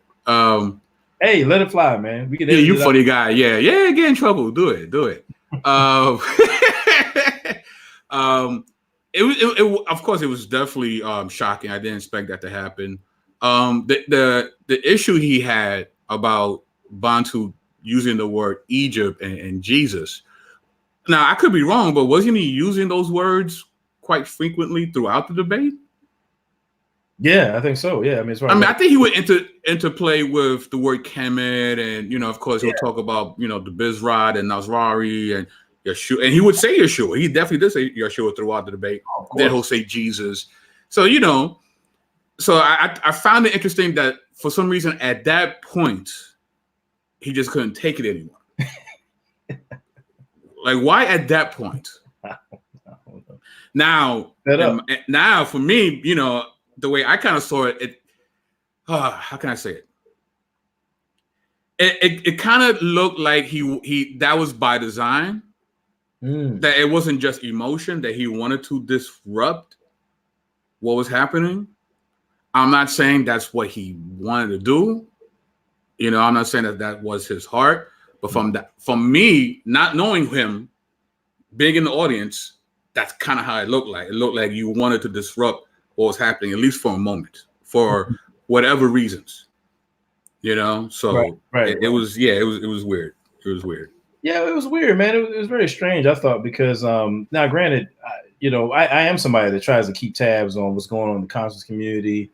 Obviously I don't know, Baba Haru personally on any level, certainly. So I can't speak to him from some personal knowledge or anything like that. But I mean, I have seen him like on saneter and things like that. I've seen him, do some presentations or whatever. And it was weird, bro. I mean, to be honest with you, it was really strange. I felt like it was really out of character. Like anytime I've seen him, he's usually pretty chill. You know what I'm saying? And actually, he's very regal. He's very what you expect from an elder. You know what I mean? Right. So, right. He was definitely out of pocket. He was definitely out of pocket. I mean, it would be different if it was a situation where I'm not gonna call somebody out by name, but there are some people in the community where they're known for disrupting. Right. That's them. Right. That's what they do. Right. But I really wouldn't have seen that happening, man. I mean, because like I said, Baba Haru is I've always seen him present, and I think you used the right word, regal. I mean, he does come across that way. So I thought the outburst was like weird, bro. It was like super strange. You know what I'm saying? Very, very out of character from what I've seen. It seemed to be very out of character. Carmel says when the debate is lost, temper flares. Well, you might have a point. But I'm glad you said it so they could blame you. No, I'm sorry. I'm playing Carmel. Yeah. It's true though. I mean, by this point, Jabari has taken some mega body blows. Pretty much. He's taking some mega L's. You know what I mean? And it, it's looking pretty bad for the brother. You know what I'm saying? Yes. So I can see how, and now again, coming back to Baba Haru being out of character, I can see how seeing his boy, take that many L's, that could compel him to want to intervene. You know what I'm saying? And step in and defend his guy. You know what I mean? But it just to a point, I can honestly, in a weird way, I could kind of respect that, because that's his student, that's his son in the faith. And if he feels like he needs help, maybe it wasn't the most appropriate thing to do, but his heart, maybe it was, I gotta defend you know, this is my brother, this is my son in the faith. I got to do something, you know. So it wasn't done in the best way, but I believe it was love for Jabari. It was love for Jabari that caused him to do that. So you know, speaking about, you know, things that he had to do, I'm about to do something real childish right here. You know? Oh, you got to rewind it or? No, I'm about to be real child. I'm about to be super childish. Right? Here we go. So like, here come the response videos. Thanks to Adam Coleman. This guy wants to smoke so bad. Bear with me, y'all. Yeah, man. So again, I think your boy, I'm saying, he's out here, you know, he's struggling obviously, and what are you talking about? Who's out here struggling? Jabari is struggling. I think his man. Oh, I think Bob Root wanted to help him out. Hold up. It kind of felt that way. I'm not saying that was the intent, but again, looking as a audience member, it kind of looked like that. Right. So I think. Man. Oh, man. What you gonna do? You see that? I don't see nothing now. Oh, I see a blank screen. You had something, some kind of sound effects. Y'all gotta bear with me on this one, man. Y'all gonna have to bear with me. Yo, funny guy. I'm being super. Yo, MJ, help your boy, bro. This dude's getting messy. Talk to your man. No, I'm gonna tell you what I saw. You know what I'm saying? Well, I'm trying to share my entire screen. Maybe I can do that. Hold up. Yeah, I'm trying to share. MJ said Jabari was getting George Foreman at this point. Oh, man. Actually, MJ is right on point where I'm about to go. He's saying, for all my Rocky fans out there. Oh, you're not going to do it. You're not going to. Oh, you wrong. You're right, but you're wrong. You wrong. No, like listen, I didn't want to say it. I was trying my best not to say it, but yeah, it did feel like this. That's but I'm being funny, like into the debate. Oh man, it looks like Jabari is getting beat up on, man. And this is kind of how I saw Baba Roo right here, man. He threw it the Oh, bro. Yeah, we're gonna catch it now. Thank you. Oh man, and that's not even no disrespect to Baba Roo. I'm saying I think that was his emotional state. Right. Man, I think that's where he was at with it, man. I think he really was feeling for that dude, man. He was really I mean, he's raised them, right? I mean, Jabari said he's the one that has helped me to be who I am today. So if they have a father son, you look at the brick walls falling. That's God humbling you, bro. Your Jericho walls was falling. That's God humbling you. God's telling you to slow up. There you go. He messed up my whole flow. I just ruined it for everybody who thought I was recording in front of a real brick wall. Yeah, basically. Oh man, so you had to help the spiritual son. Yeah, MJ. That's how I saw it, bro. That's how I saw it. I don't think he made any malice. You know what I mean? I think he let his emotions get the best of him. You know. Right. And you know, and let me clarify. I mean, it's no disrespect to. I gotta adjust myself so y'all can't see the wall. But it's no disrespect to you know, Baba Haru, man. Like, I mean, honestly, you know, I get it. I mean, I'm being funny, but I really do think that he was feeling for, you know, Jabari. I think he felt that he was in trouble, and he was trying to help his man out. You know what I'm saying? I mean, so in a way, I feel you. In a way, I kind of respect it. It's like, you know, you're not gonna let your dude take an L like that. You know what I'm saying? Right. It's kind of like one of those situations like back in the day. If your homeboys got a problem and, you know, they gonna squat it up, you know what I mean? But you want to jump in. You want to jump in. You want to jump in. You know what I mean? You're not gonna get beat up, but so bad. You know, it's one of those things where you be like, all right, man, you know, chill out. It was kind of like that, you know. So, now correct me if I'm wrong. He did apologize for that later on, right? Well, yeah, I guess I can say, yeah. Well, you already said it now, but yeah, but I do know for a fact, you know what I mean, that he made things right. You know what I'm saying? The things things were made right. Right. In a timely manner, you know what I'm saying, after the debate. You know what I'm saying? Because Baba Hero, he's definitely a gentleman. He really is. He really is. I've been in the same room with him. Very regal. Oh yeah, that's right. Yeah. Very regal. You know what I mean? Really, really, really good person. So that was just emotion out of love for his son in the faith. Absolutely. Absolutely. You know what I mean? So yeah, absolutely. I agree. And the other side of it is too, man, and just honestly, just as since we're on it right now, like when it comes to Jabari, I'm gonna be honest with you. There are people in the conscious community that I do not respect. You know what I'm saying? I respect them as persons. You know what I'm saying? I respect them, on a human level, but I really think that they're shady. You know what I'm saying? I really think they're out for the money. I will say publicly that Jabari is not one of those people. You know what I'm saying? One thing, I can't think of anywhere else in our analysis in terms of the videos where I can maybe fit this in. So I'm just going to say it now. Yeah, go for it. And, in my experience, like looking at being behind the scenes as this whole debate developed, looking at the aftermath of people in his own community coming at his neck, looking at how he handled himself during the debate, at the debate, is very cordial. I asked him a tough question, which we're going to get, later on, you know what I'm saying? But we actually dapped up after that, man. He's a very respectful guy, you know what I'm saying? So, and I would actually, extend the same thing to Baba Haru. Like, I mean, there are people that I think is really out here faking just for the money. I don't think that they're in that category. I think Baba Haru, Jabari, and those that roll with him, these dudes really believe what they're saying. I'm saying I disagree with them. I think that they're incorrect, and we can disagree along those lines. But there's no respect. Like, these guys are really serious. Like, they really believe what they're saying. Right. And I mean, they dragged him. They dragged Jabari, and Jabari took the high road every step of the way. Took the high road. He didn't mudsling or nothing. Right. You know what I mean? Because he's a priest, right? So he knows that doing that will be getting himself out of character. So he really believes in his worldview. He says he's a priest, so he has to carry himself accordingly, and he actually did. To his credit. Yeah, to his credit, absolutely. To his credit. You know what I'm saying? I told him that directly too. I said that to him as well. And I'm not saying it publicly. You know what I'm saying? He definitely was he represented himself well. So yes, sir. Yes, sir. Sure. Shout out to Jabari. Definitely. Shout out to Jabari, yep. Yes. All right, cool. So we keep it rolling here. Yeah, my man Alfredo, man. You keep me on the narrow path, man. I got to, man. Someone got to. Keep me Someone got to. You gotta keep me on the narrow path.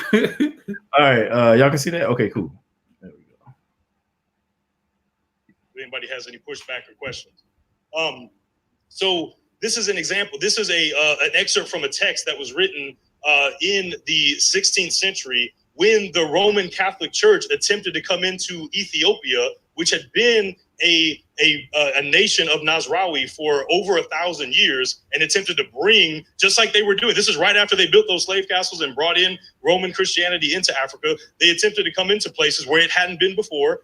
And then they even came into Axum, where it had already been for 1,000 years, and said, hey, we brought the Bisrat to you. We brought the gospel. We've come to make you Christians. And a lot of the Ethiopians saying, well, we've been Christian for over 1,000 years, so we're good. We don't really need it. But what happened was the king of Ethiopia, Sassanius, actually embraced Roman Catholic religion as the dominant religion of Ethiopia.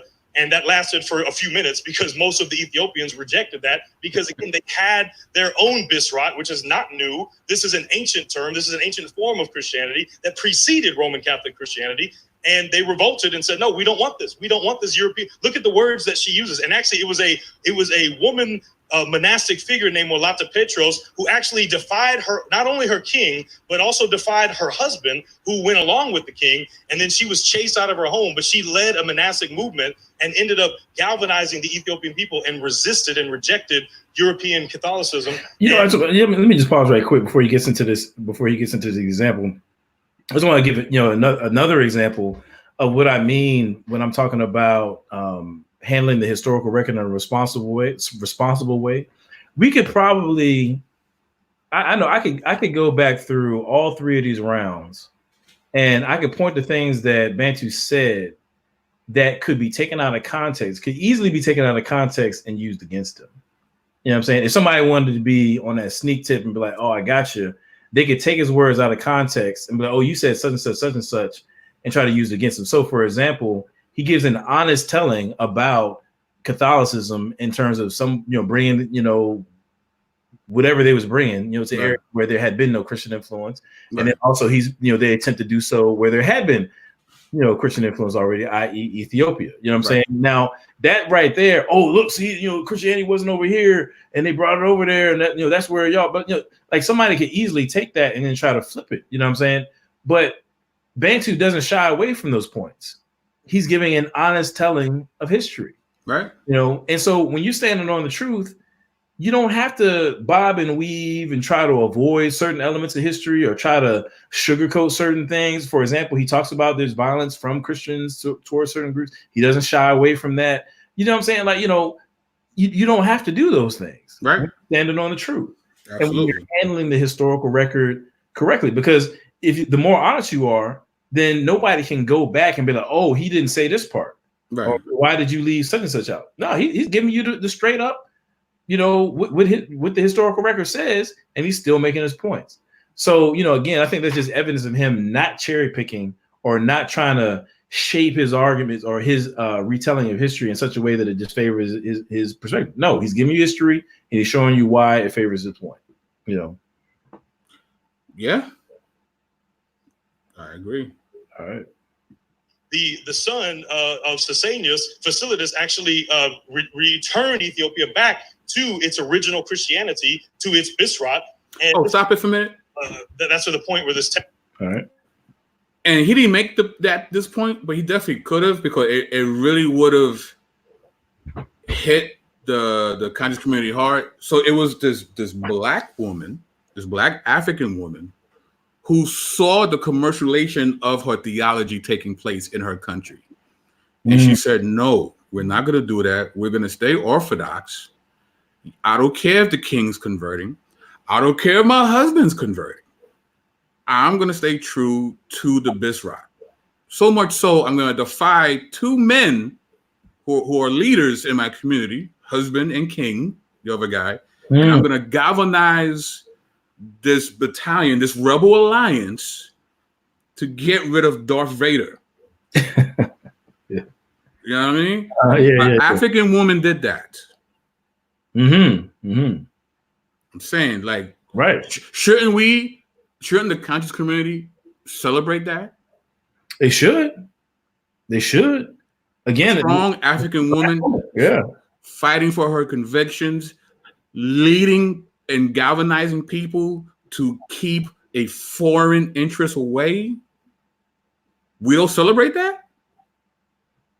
How come I don't hear about her in Saneter? Well, strong black woman leading a rebellion. Right. That's right up their alley. That's beautiful. But bro, this is what I'm saying though. This is why I was saying about hidden colors videos as well. It's if it doesn't, how do you not hear about this lady right here? How do you not hear about some of the other figures that you mentioned? Why? Because it doesn't fit their narrative. Right. Facts. It does not fit their narrative that Christianity is white-eyed, anti-female, anti-this, anti-black, you know, belief system that we should have nothing to do with. That's their narrative. That's what they want to stick to. You know what I'm saying? But instances like these, fam, regardless of which, look, whether you're a believer or not, whether you're a Christian or not, you know, whatever you are, right? Let's just, why don't we just do this? Why don't we agree to let the evidence speak for itself? Why don't we agree just to let the historical record speak for itself, to let critical thinking, you know, and the conclusion that you come to, you know, just follow the evidence where it leads and let the evidence speak for itself. You know, well, I mean, and it's funny you should say that, because they say that over there all the time. Oh, it's about scholarship. We go wherever the data takes us. Really? Really? You sure? Right. I don't know. Well, I'm telling you, I know. I mean, look, I can't speak for everybody over there, but like, to be honest with you, the stuff that I've covered on my show, the stuff that we've covered on these breakdowns, I mean, yeah, I spend time researching stuff, but I'm not, you know, I haven't really done anything that the average person can't do. You know what I'm saying? I don't have like some secret stash of scholarly materials or I do. I have a secret stash. I don't have, like, you know, backstage access to all the scholars in the world. You know what I'm saying? Like, it's just a matter of due diligence. You know what I'm saying? It's a matter of due diligence. It's looking at the things that you stand on, analyzing them critically, and then doing your due diligence to follow the evidence where absolutely be responsible with you know, the evidence. You know what I'm saying, the data. That's really all this is. You know what I'm saying? So I said that to say that it's hard for me to believe that some aspect of why those guys don't speak on these things is they just flat out don't want to. I mean, to be honest, they just don't want to. I'm saying they don't want to deal with that. I'm saying because now I'm gonna have to say this, and I've said this, in times, speaking engagement. No, this is not. I don't think controversial. We'll see. We'll see. Yeah. Right. I have what's called the "you missed the spot" effect. I've got a perspective of the "you missed the spot" theory. Okay.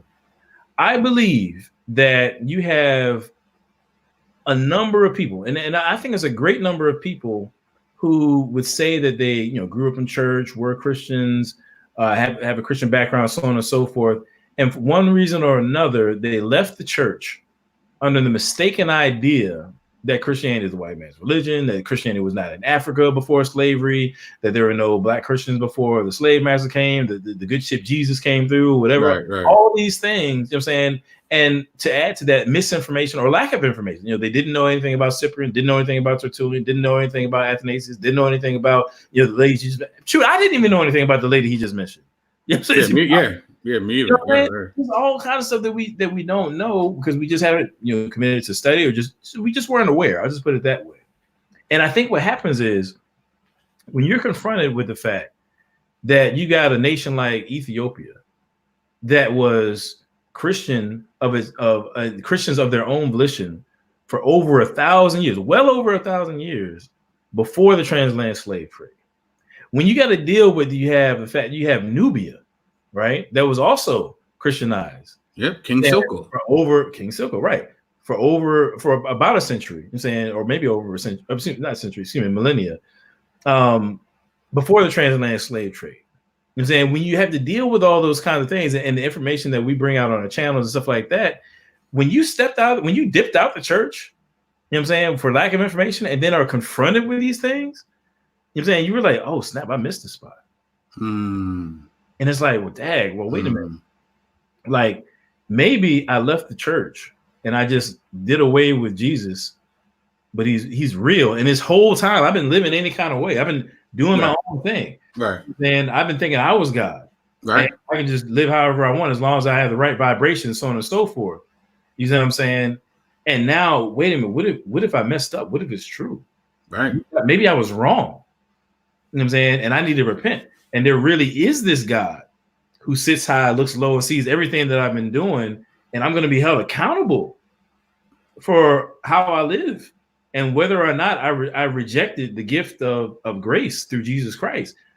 Maybe that's true. Now, if somebody who's in that position, that's kind of scary. That's a scary thought. I was like, oh snap, I've been messing up this whole daggone time. Like, right. It's I need to repent. That's a scary thought. So you have some people who might be like, well, dang, man, I need to go and get it right. And you have other people who are in the face of evidence are just going to kind of go the cognitive dissonance route and just fight evidence. Right. But that's because it takes humility though to admit that you're wrong. Right. And especially if you've kind of etched out your own lane within this other community, for you to actually let all that go. Yeah. To come back to the truth. Right. Which of course is the most important thing, but you're letting go of a lot of things. You probably have a great viewership. Sure. You're making all this income telling lies. Now that you realize lies. Right. But to let all that go in order to pursue truth, that's a difficult thing to do. It's a cost. It's a real cost, man. You know what I'm saying? And that's the thing is that, one thing I've come to realize, and I'm not going to go too deep into it, but when we think about epistemology, you know what I'm saying, which is, the branch of philosophy that deals with, what we know, how we know it, things of that nature. You know what I'm saying? The steps that somebody takes to come to conclusions is in some way intersected with the condition of the heart. You know what I'm saying? It's just the fact of the matter. You have some people that they cannot come to right conclusions about things because they got a heart problem. It's not an intellect problem, right? It's not an evidence problem. You have a heart problem. You know what I'm saying? It's the fact that at the end of the day, you're rebelling against God and you don't want to stop. And so therefore, you're going to reject any information, any evidence, any clear critical thinking that goes against what it is that you want to do. That's the fact of the matter. But again, the gospel, right? We talk about how it subverts things. The gospel teaches us, give up your life, deny yourself, right? So that you can gain Christ. that flies in the face of what the world says, right? Like what Jones says here, most people don't fight the evidence, they fight their personal sovereignty. Exactly. Right. The Bible rails against personal sovereignty. It rails against it. You know, our Messiah railed against it. He claimed victory through a cross. When you look at it from a worldly perspective, that makes no sense. You don't purposely go and die when you're supposed to be the King of Kings and Lord of Lords, right? That was Peter's problem. It's like, what do you mean you're going to die? You just got here. I got the sword. I'm strapped. I'm ready to rock with you. What are you talking about? Right. He couldn't comprehend that through this emptying of himself, we gain everything. Right. Right. So yeah, it's counterintuitive. And I think the other thing is too, like, you know, and maybe this is a good point. Maybe it's a good point to say this, like, you know, make no mistake about it. I love apologetics. You know what I'm saying? Like when people see me online, like talking about apologetics all day and all that kind of stuff. And I mean, this is really who I am. This is really what I do. You know what I'm saying? Like I study it. I love it. I enjoy it. You know, when I'm not hanging out with the family, I'm reading something. That's just how it is. Right. However, make no mistake about it. I am under no impression, and nor should any other apologist be.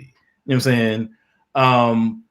That information is sufficient for conversion. Right. Okay. And by that, what I mean is, you know, just arguing somebody into the kingdom independent of the working of the Holy Spirit. It's not going to work. Information by itself. Let me clarify that, you know, kind of add response. Information by itself is not sufficient for conversion. Nobody has ever come to Christ, you know what I'm saying, because of information alone, right? Anything that I'm doing, you know, and I think I can speak for the BK Apologist and any other apologist that I know. You know what I'm saying? Anything that we're doing, if it is to be successful in any way, shape, or form, it is only because the information that we're providing is being utilized in the life of someone by the Holy Spirit to draw them to Himself. That's absolutely. You know, apart from that, I mean, we can hold up shop and just, you know, stop what we're doing. I mean, that's simple as that. You know, and so again, you know, when people are fighting the information, I suspect they're not just fighting the information; they're resisting the Holy Spirit. They're you know, they're kicking against the goads. Right. Use that analogy that, you know, Paul. Shout out to my man Nate. What do you mean? Yeah, shout out to my man John McCrae. Definitely, if you haven't already, definitely subscribe to my man John McCrae's channel at What Do You Mean? MEME. What do you mean? You know what I'm saying? But I just want to throw that out there, man. Like, you know, never get it twisted, bro. It's all about the work of the Holy Spirit. Sometimes absolutely. Resisting the information is not because you haven't presented it well. It's not because you were imprecise or inaccurate in what you said.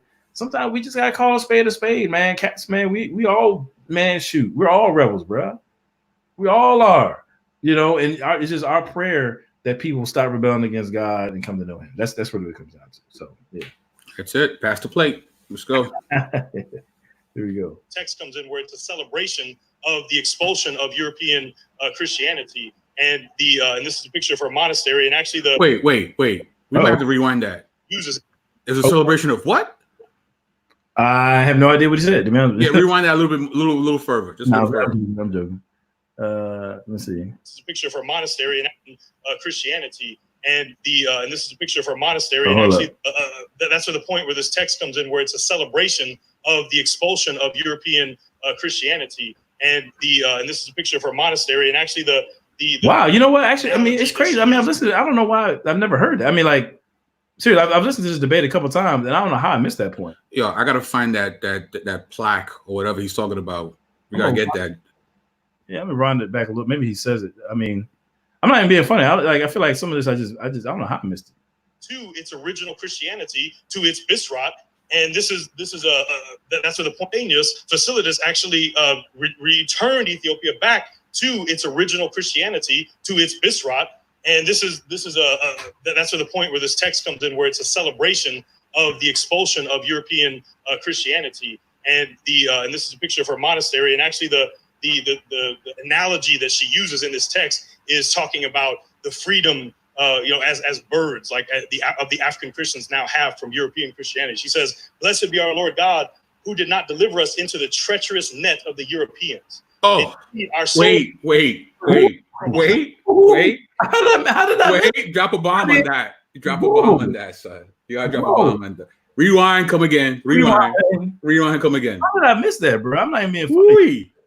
That's bars. In Christianity, she says, "Blessed be our Lord God, who did not deliver us into the treacherous net of the Europeans. Indeed, our souls fled like birds from a hunting net. Now the net has been torn asunder, and we are safe." Wow. And so this is the drop a bomb to that. That's tough.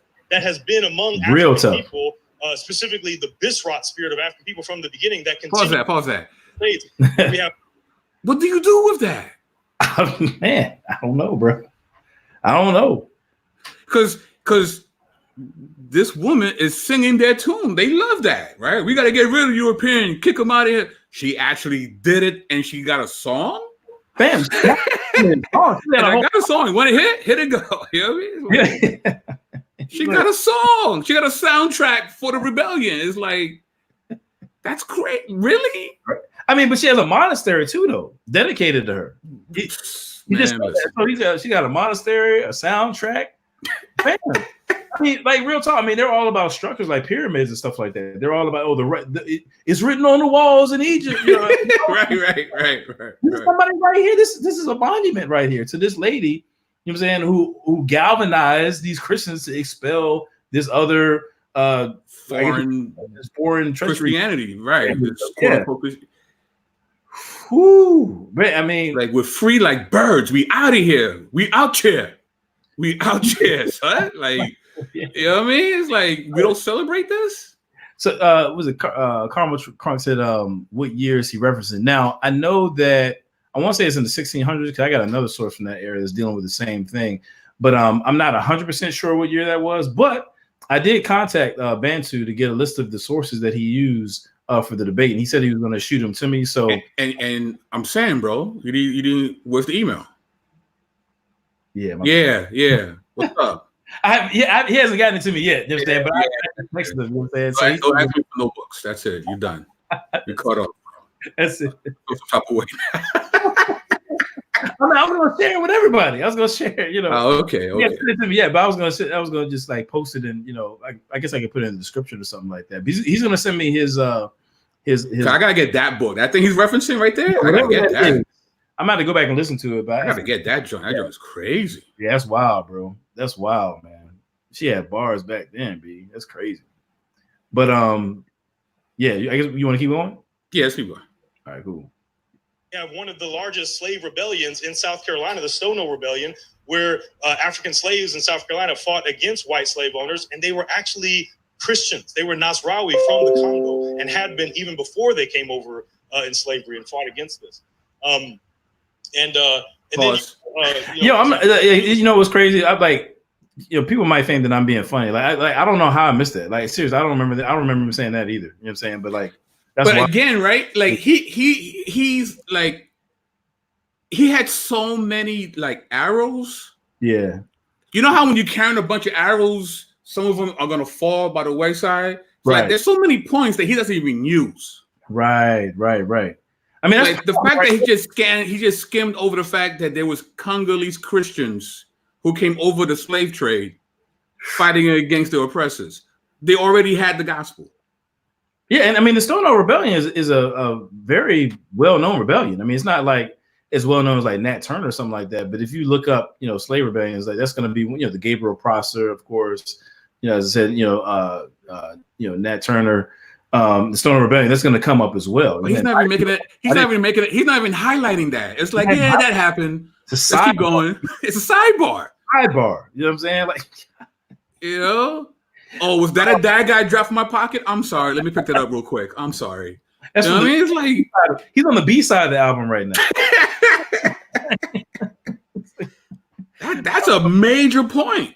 And he's like, yeah, that's a major point. And he's in. Again, now people who've been following us since the earlier rounds, I mean, this is the kind of stuff I look for. Like, you know, if you're trying to make a point, I want to see, you know, you fill in the gaps with evidence, you know what I'm saying, to kind of bring us to your conclusion.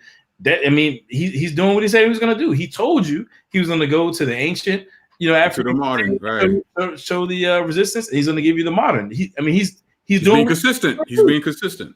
Right. Well, I mean, what more can you ask for? You know what I mean? So, keep going. Let's keep going. Keep going. Yeah, bars, man.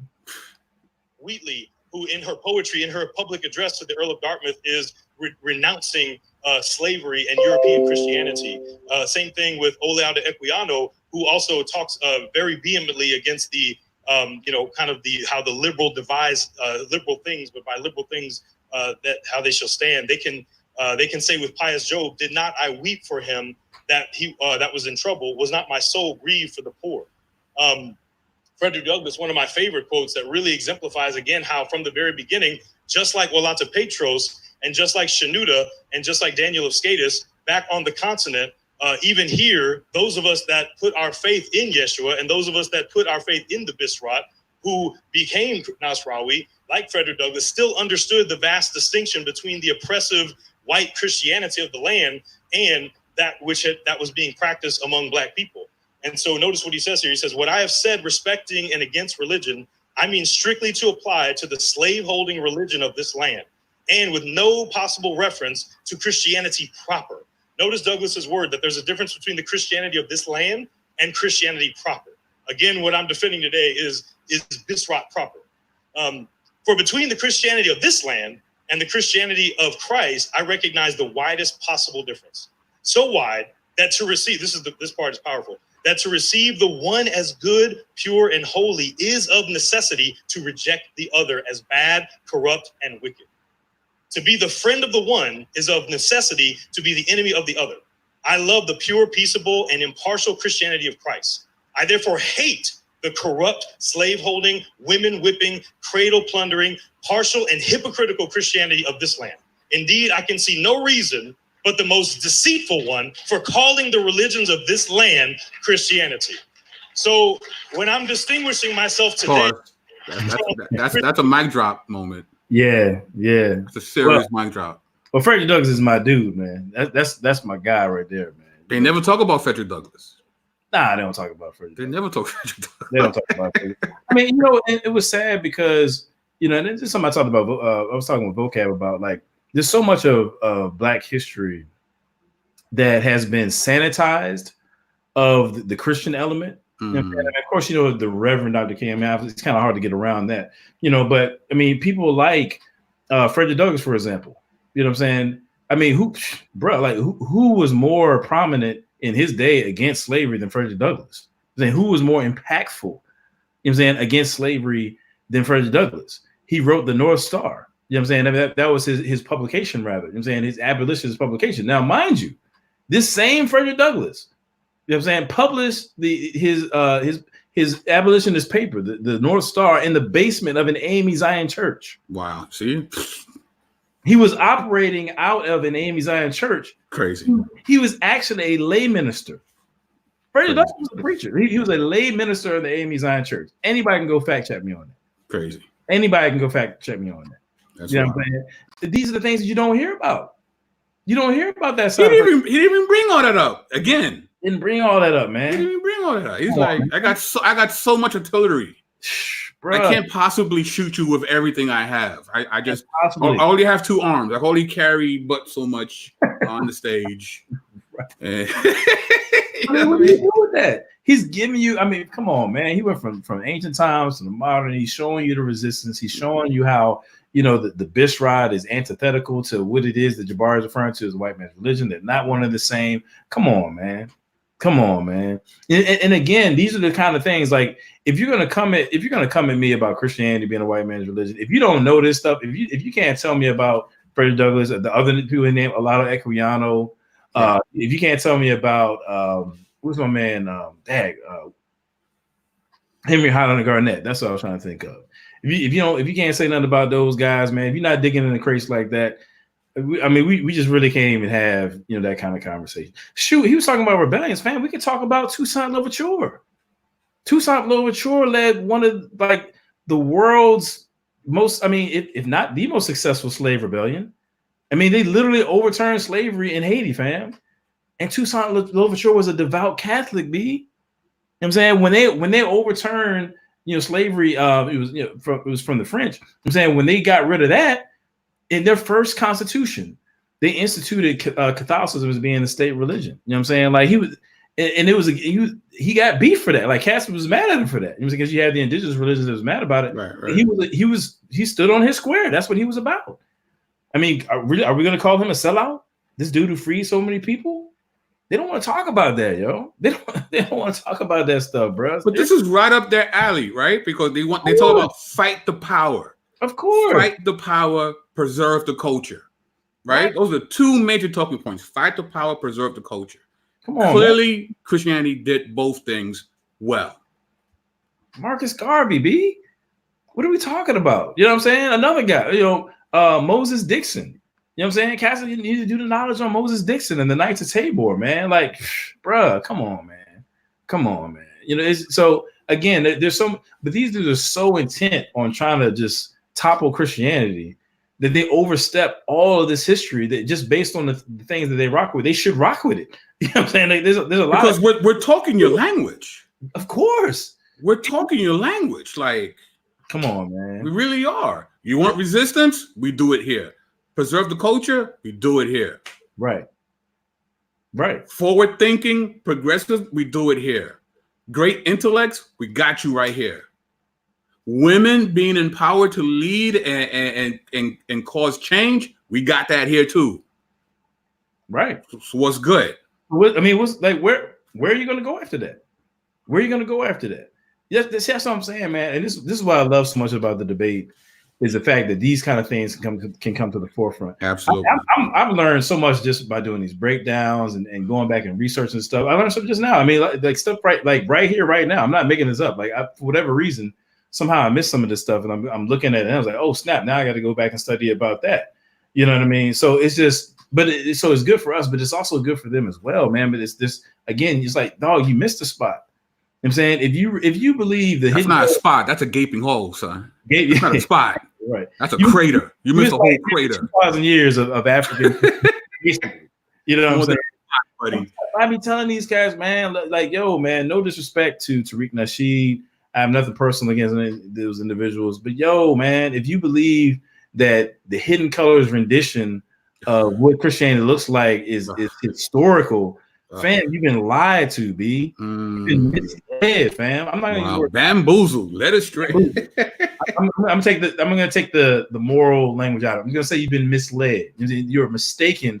You've been given mistaken information. I'm trying to put it as cordially, as diplomatically as I possibly can. You know what I'm saying? If you believe the Hidden Colors rendition of history with respect to what Christianity has looked like down through the centuries, you've been misled, fam. You missed several spots. You missed 2,000 years of spots here. Nearly. You know what I mean? But again, that's why what we do is important. What MJ does is important, and what Beatrice said, and so many others is so important, because the reason why people believe in that narrative is because of the power of social media. Yeah. You know? I mean, you know how many people have seen Hidden Colors, at least one of them, throughout the Black and brown community? Sure. You know what I mean? So that's why barbershop, somebody's, always, whatever, yeah, absolutely, man. Always. And I'm talking about Christians. I'm talking about Christians. Yeah, I agree. Yeah. I'm talking about Christians getting their history from that. So you're right. It's not just people out there in the world. It's true. That's very true. Can't deny that, just real quick, let me go back to the video, but Carmel Croy asked, do members of the Kemetic community plan to one day go back to Egypt? I mean, they take trips, but I'm not aware of any like doctrine or that would cause them to. I'm not familiar with that either. As a matter of fact, in this round, you can check it out at our last breakdown on BK Apologist channel. But in Jabari's round 3, he explicitly says that going back to Africa is not a part. It's not a necessary part of what they believe or what they're about. You know what I mean? Right. They believe that you can be anywhere in the world, and they kind of take a Pan-Africanist view that we kind of should be, wherever we are, we should be helping each other out. Right. But as far as Kemeticism is concerned, maybe there's some other practitioners that get down like that, but I'm not aware of anybody that holds being part of their belief system that you go back to Egypt movement. Yeah, I've never. Right. Real quick, Nate. So you mentioned the Star Wars apologetics. Well, funny you should say that. I was able to speak in my church this Sunday. I was preaching about Ephesians 6, and I used a Mandalorian thing. So, and I have a slide with the Mandalorian on the slide. So The video will be dropping soon, so you'll be seeing that shortly. But I did make a Mandalorian reference, so I thought you would like that. And Beatrice, you would like that too. I know you're a big Star Wars fan too. So anyway, I'm sorry. Yeah, MJ Jackson is right too. About the he said good luck with dealing with the Muslims over there, and True. It's definitely overrun by Islam. You got the Muslim Brotherhood and whoever else is over there. So yeah, you might have a hard way to go trying to get over there with some new age comedians. Yeah, you come with that you're gonna come with that AK-47 rifle. Yeah. The whole different ball game over there now, dog. You might just go ahead and slide somewhere else. But you want to keep going, or how much is left? Because we're already 2 hours in. Yeah, it shouldn't be a lot, I don't think. All right, come on. I think this is the end. I'm pretty sure. That started it let's see what happens. All right. And saying that there is a bisrat tradition among African people, it's not a new idea that I thought up today. I'm introducing you a word that is 1,700 years old. And I'm talking to you today about a faith that has brought our people through a mighty long way and will continue to do so. Time. There you go. He really, that was wow. This is more powerful than, I've seen this maybe the second, third time. This is far more powerful than I remember it being. I guess you let it sink in. You're getting all the, you miss certain points, and it's like, man, he really went in. Yeah, he really went in, man. And like I said, I mean, both of us were there, and somehow that whole 5 minutes at the end, I mean, I was kind of missing it. Maybe Vocab Malone, he was there too. Maybe he was talking my head off or something at that point. Maybe that's why I missed it. I blame Vocab. He was talking during the joint, man. But yeah, I mean, he definitely went in, man, and he did what he said he was gonna do. He told you that he was gonna show the proof. Show the proof, man. He's gonna show you the ancient resistance. He's gonna go up. He's gonna bring you up to the modern, in the Western world here, and he did that. So when it comes to whatever types of oppression that we're facing today, the Christian worldview has a track record amongst African people of being a resource for overcoming the types of oppression that we're facing. You know what I'm saying? And successfully so in many instances. So I mean, yeah, I don't know what else to say, man. I mean, it was about 5, 6, 7 mic drops.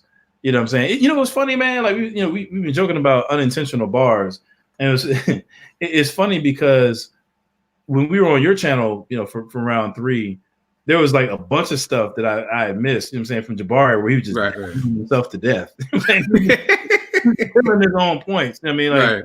Anybody, I would just encourage people to go over to BK Apologist channel and watch that breakdown, because there's several points that actually prior to watching it, as we were watching it on live, I had missed a lot of that. You know what I'm saying? And we would so you had some unintentional bars, and I'm finding the same thing here. I mean, going through Bantu's round 3. I don't know how, man. I just missed some of this stuff, man. And listening to it again, I'm like, man, I don't even remember him saying that. But it's more bars, bro. Like, he really showed improve, man. Really showed improve. Had a really strong round, and that's why, seriously, and as we're coming to the end of round 3, we'll talk about the stuff that we got coming up, because we're not done yet, yo. We're not done. We saving the best for last. That's all I'm gonna say. If you think this has been dope, just trust me, we got more coming. But with that being said, man, looking at the 3 rounds, I'm really serious about analyzing argumentation. Like, if Bantu did a terrible job, I mean, I wouldn't be up here, defending it, or doing 2-3 hour breakdowns or whatever we've been doing, just trying to make stuff up. No, I mean, content for content, source for source, evidence for evidence. Bantu just bodied this man. I mean, it just is what it is. I mean, I'm sorry. It's just like round 1, 2, 3. I'm looking at the source. I'm trying to be as critical as I can. You know what I'm saying? I'm trying not to, be biased. I'm trying to find ways to argue against Bantu, but it is what it is, man. Like, I'm sorry. It's just the evidence was not there on Bantu's side. I mean, excuse me, on Jabari's side. The argumentation was not there. You know what I mean? And MJ says the Q&A is where the room gets dark. MJ, facts. The red wedding begins on the Q&A. Definitely, definitely. Yeah, man. So, Yeah, I mean, it's a strong debate, man. Beginning to end, man, and so we got some things coming up. So we're gonna be. Well, actually, before I get there, you want to say anything or? MJ, man, it's funny. All the shade, bro. All the shade. Messy. Nah, man. We're definitely gonna do the Q&A. We're not gonna say how we're gonna do the Q&A. There might be some, some cameos, some guest appearances during the Q&A breakdowns. I'm not gonna say who. You know what I mean? That might happen, might not. Keep you in suspense. Right. And okay, we got somebody here. We're in the audience, can't see any of the sources at all. It's hard to take your word for it. Well, I mean, it's not our word. I mean, Sice's word being sourced. If you listen to Bantu and Jabari, they both were citing things. So this round, for some reason, they didn't put up the slides. I don't know why they didn't do that, but well, I mean, for the they just. I'm just saying that Well, I'll just leave it to that. I mean, I didn't film it, so I don't know what happened. Right. I can't help you. But the bottom line is, as far as sources, I say I can speak for Bantu. I mean, he told me that he's going to give me his sources. I'll be able to post those up, put them in the description or whatever. As far as the slides or whatever. Yeah, you're right. They didn't really do that this round. But I'll say that it's no fault of. I'll just leave that alone. It is what it is. That's what it is. But again, it's on video. You can do what we're doing. You can press pause. You can write the source, press play. Yeah. You know what I mean? So, because they did speak. Both of them did provide sources for their arguments. Mm-hmm. So, you can evaluate them. You know what I'm saying? For sure. Yeah. So, we, I don't know when we'll talk about, I guess, that off the scene about when we'll do the Q&A portion. But definitely we're gonna make our way through that. And seriously, I'm not saying it just for the sake of like suspense. By the way, it was Sergeant Bob Strong, JD. Thanks for the question. You know what I'm saying? For sure, and thanks for being here. But as far as the Q&A, I'm not making it up. I'm not just saying it to keep people in suspense. Like if you've been enjoying these breakdowns, you don't want to miss the Q&A. You know what I'm saying? I think that's going to be a nice little send off, for our series. And we got a lot more bars left. We've been taking our time with this thing. You know what I'm saying? We're not rushing it. We're really just kind of combing through and we're gonna call it Q&A, aka the rise of Adam Coleman.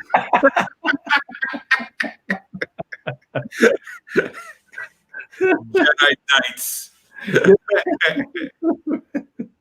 Oh man, it's hilarious, man. You know what? Maybe I should have just addressed that, like, as to why I asked that question. Should I do that, or should I just leave that for another show? Nah, leave it. Don't give them nothing. They gotta pay for that. They gotta pay for that. Yeah, pay for that. All right, cool. We'll do that on another show. But right. I had my reasons. You know what I'm saying? I wasn't just trying to be mean spirited or anything like that. But I had some good reasons. But anyway. Well, the one thing I will say that I didn't realize until I saw the video, that you actually wrote your question down, right? You put it on your phone.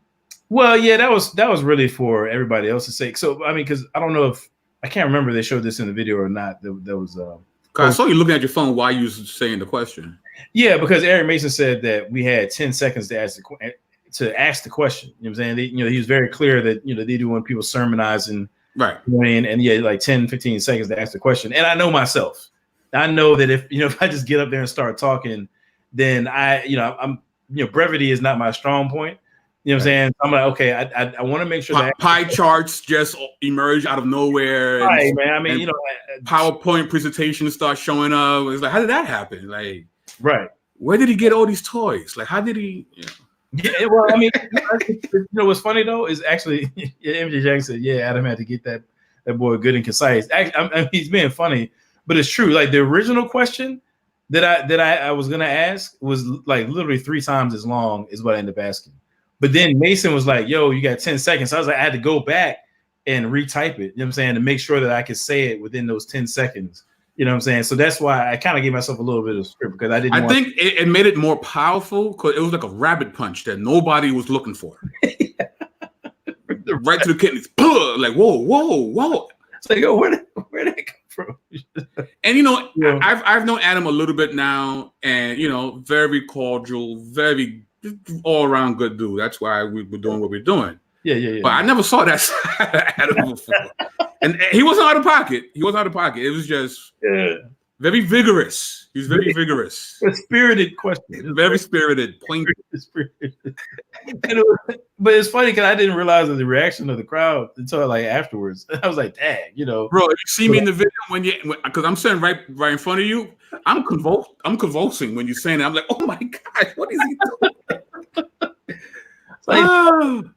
Get out of the way, duh. Oh my god. Oh man, but I get jazzed up, man, and that might have been a relapse of the old Adam Coleman.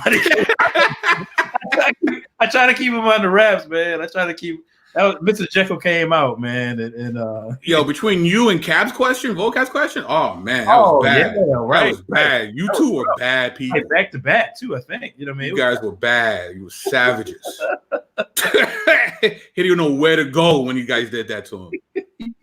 Oh my gosh, both barrels. Wow, man. But I shook his hand after we dapped up, it was all good. Oh, it was all love. No, yeah, of course. I just didn't see it coming. I just didn't see it. I wasn't prepared. I wasn't ready.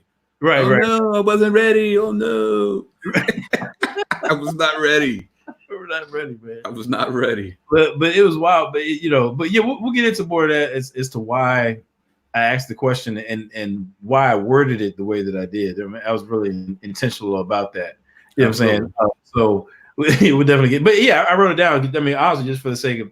I mean, I respect Eric Mason, man. I respect. He ran a tight ship the whole debate. Absolutely. And he said we had 10 seconds. I wanted to make sure I honored the house. You know what I'm saying, and yes, sir. Those 10 seconds. So yes, I gave myself a script, knowing my personality. You know what I'm saying, I gave myself a little script there to keep me. Oh, MJ, you gotta listen to Vocab's question. His joint was killer too, bro. Oh man. Oh yeah. If you ever heard, bro, Vocab went. Oh, Vocab went in. He went in, bro. I was like, yeah. I mean, people talking about the question I asked. I was like, dang, all right, Vocab, all right, brother. Put it this way, it was the same energy. Oh, the energy was flowing. Same energy that Adam had, Vocab had to say. I don't know if they talked about it behind, No. You go first, and I'm gonna hit him. You hit him high, hit him low. I mean, I don't know if they had a strategy, but it was wild because I mean, we rode to the event together. You know what I'm saying, and the whole time, like, honestly, Vocab doesn't really spend time on comedicism. You know what I'm saying? We talk about it, but he doesn't really. That's just not his area of focus. So I was shocked that he asked the question at all, quite frankly. But then the type of question he asks. Yeah. For somebody who's not into the whole comedic worldview, that was a very focused and pointed question. Like, you would think he did know a lot because everybody knows the parts that he quoted, which I'm not gonna say right now because. I mean, me and Vocab, we talk. I mean, almost nearly a daily basis. You know what I'm saying? Like we, and I mean, I know that comedicism is not, that's just not where he spends his time. You know what I'm saying? So when he asked that question, I was as shocked as everybody else. I was like, oh, all right, brother, all right. You know what I'm saying? I see you. Okay, all right. So but as Karma Crunk said, man, I mean, it was right on point, man. It was right on point, man. Yeah, MJ Jackson said Jabari caught that. Could have two P's. MJ's messy. Oh man. So yeah, it's kind of wrapping up. So we're gonna be on your channel next time. You know what I'm saying? Yes, sir. We'll be going there to BK Apologist. So anybody who's on this chat right here, we've been doing these breakdowns. We're going back and forth between BK Apologist channel and mine. So if you haven't subscribed to his channel, go to BK Apologist here on YouTube. Subscribe to his channel because that's where we're going to be for the next section of our breakdown. And if you haven't subscribed to my channel, maybe you just stopped in for the live, but you haven't subscribed to this channel yet. Definitely subscribe right here at True Idea Apologetics. For our channel, dropping videos and that kind of stuff. So absolutely, yeah, man. I guess with that, do you want to do questions? You want to close it out? What you want to do? Anybody got any quick questions before we wrap this up in the chat? Yeah, anything we missed, or I tried to get questions as I went. We'll let MJ get messy one more time before we go. Good, MJ. Yeah, get one more jab. Yeah. Throw one more shot, MJ, if you feel like it. Oh man. Oh, you know what? Actually, before I forget, anybody who's been enjoying these breakdowns, if you haven't, go check out the breakdown that was done over on vocab. I don't know what's going on with my background here today, man. It's just the bricks, Jericho walls, brother. Jericho walls. Struggling. But go to the Vocab Malone's. Again, that's Vocab Malone's YouTube channel. I think it's Street Apologist. I'm not sure what the URL is. It might be Street Apologist. It's either Vocab Malone or Street Apologist, or I guess you can just search for either one of those. Yeah. And Vocab Malone's channel should come up. MJ Jackson, Chris Featherstone, Nefertiti, and Vocab just did a breakdown as well. It's a great job, guys, by the way. Great job. Yeah, great job. Great job. They just did one on Vocab's channel. I think also I might mess it up. I'm not sure what her channel name, but I think it's Tyus T, I believe. She also did a breakdown. I probably messed up the YouTube channel name, so I'll try to get it right and then maybe put it in the description. But she did a breakdown as well. And definitely, so you definitely want to check that out. Shout out to my man Nate for the super chat. Much appreciated, brother. Much appreciated. I might have to start having like incentives for these super chats, man. I'm thinking about doing a book giveaway, like for every maybe $50 or something like that I get in a super chat. I'll do a book giveaway or something like that. Matter of fact, just Miss Titus 2. I think that's right. Matter of fact, I'm put a so this YouTube channel here. Yeah. She did a breakdown as well, the debate. So I'm just trying to, everybody's got different perspectives. Everybody's bringing something different to the table. So I'm just shouting out people who've done some stuff on this. Jones says Adam's background looks like the rendering of the empty tomb. Well, it's funny you should say that, because we decided for this round that we would fly him back to the Temple of Karnak just so we could have a, more authentic vibe. You know what I mean? So right. On location. I'm on location at the empty tomb. Basically. That's hilarious, man. That's hilarious. Yeah, man. Hey, just real quick question. Just if I can get some ones, somebody put ones in the chat if you would be interested in me doing book giveaways, contingent upon super chats. Like say every $50, I'll give a book away or something. If you'd be interested in that, somebody, just give me some ones if y'all think that would be a good idea. Since I got y'all's attention anyway, you know what I'm saying? You know what I'm saying? Give me some ones.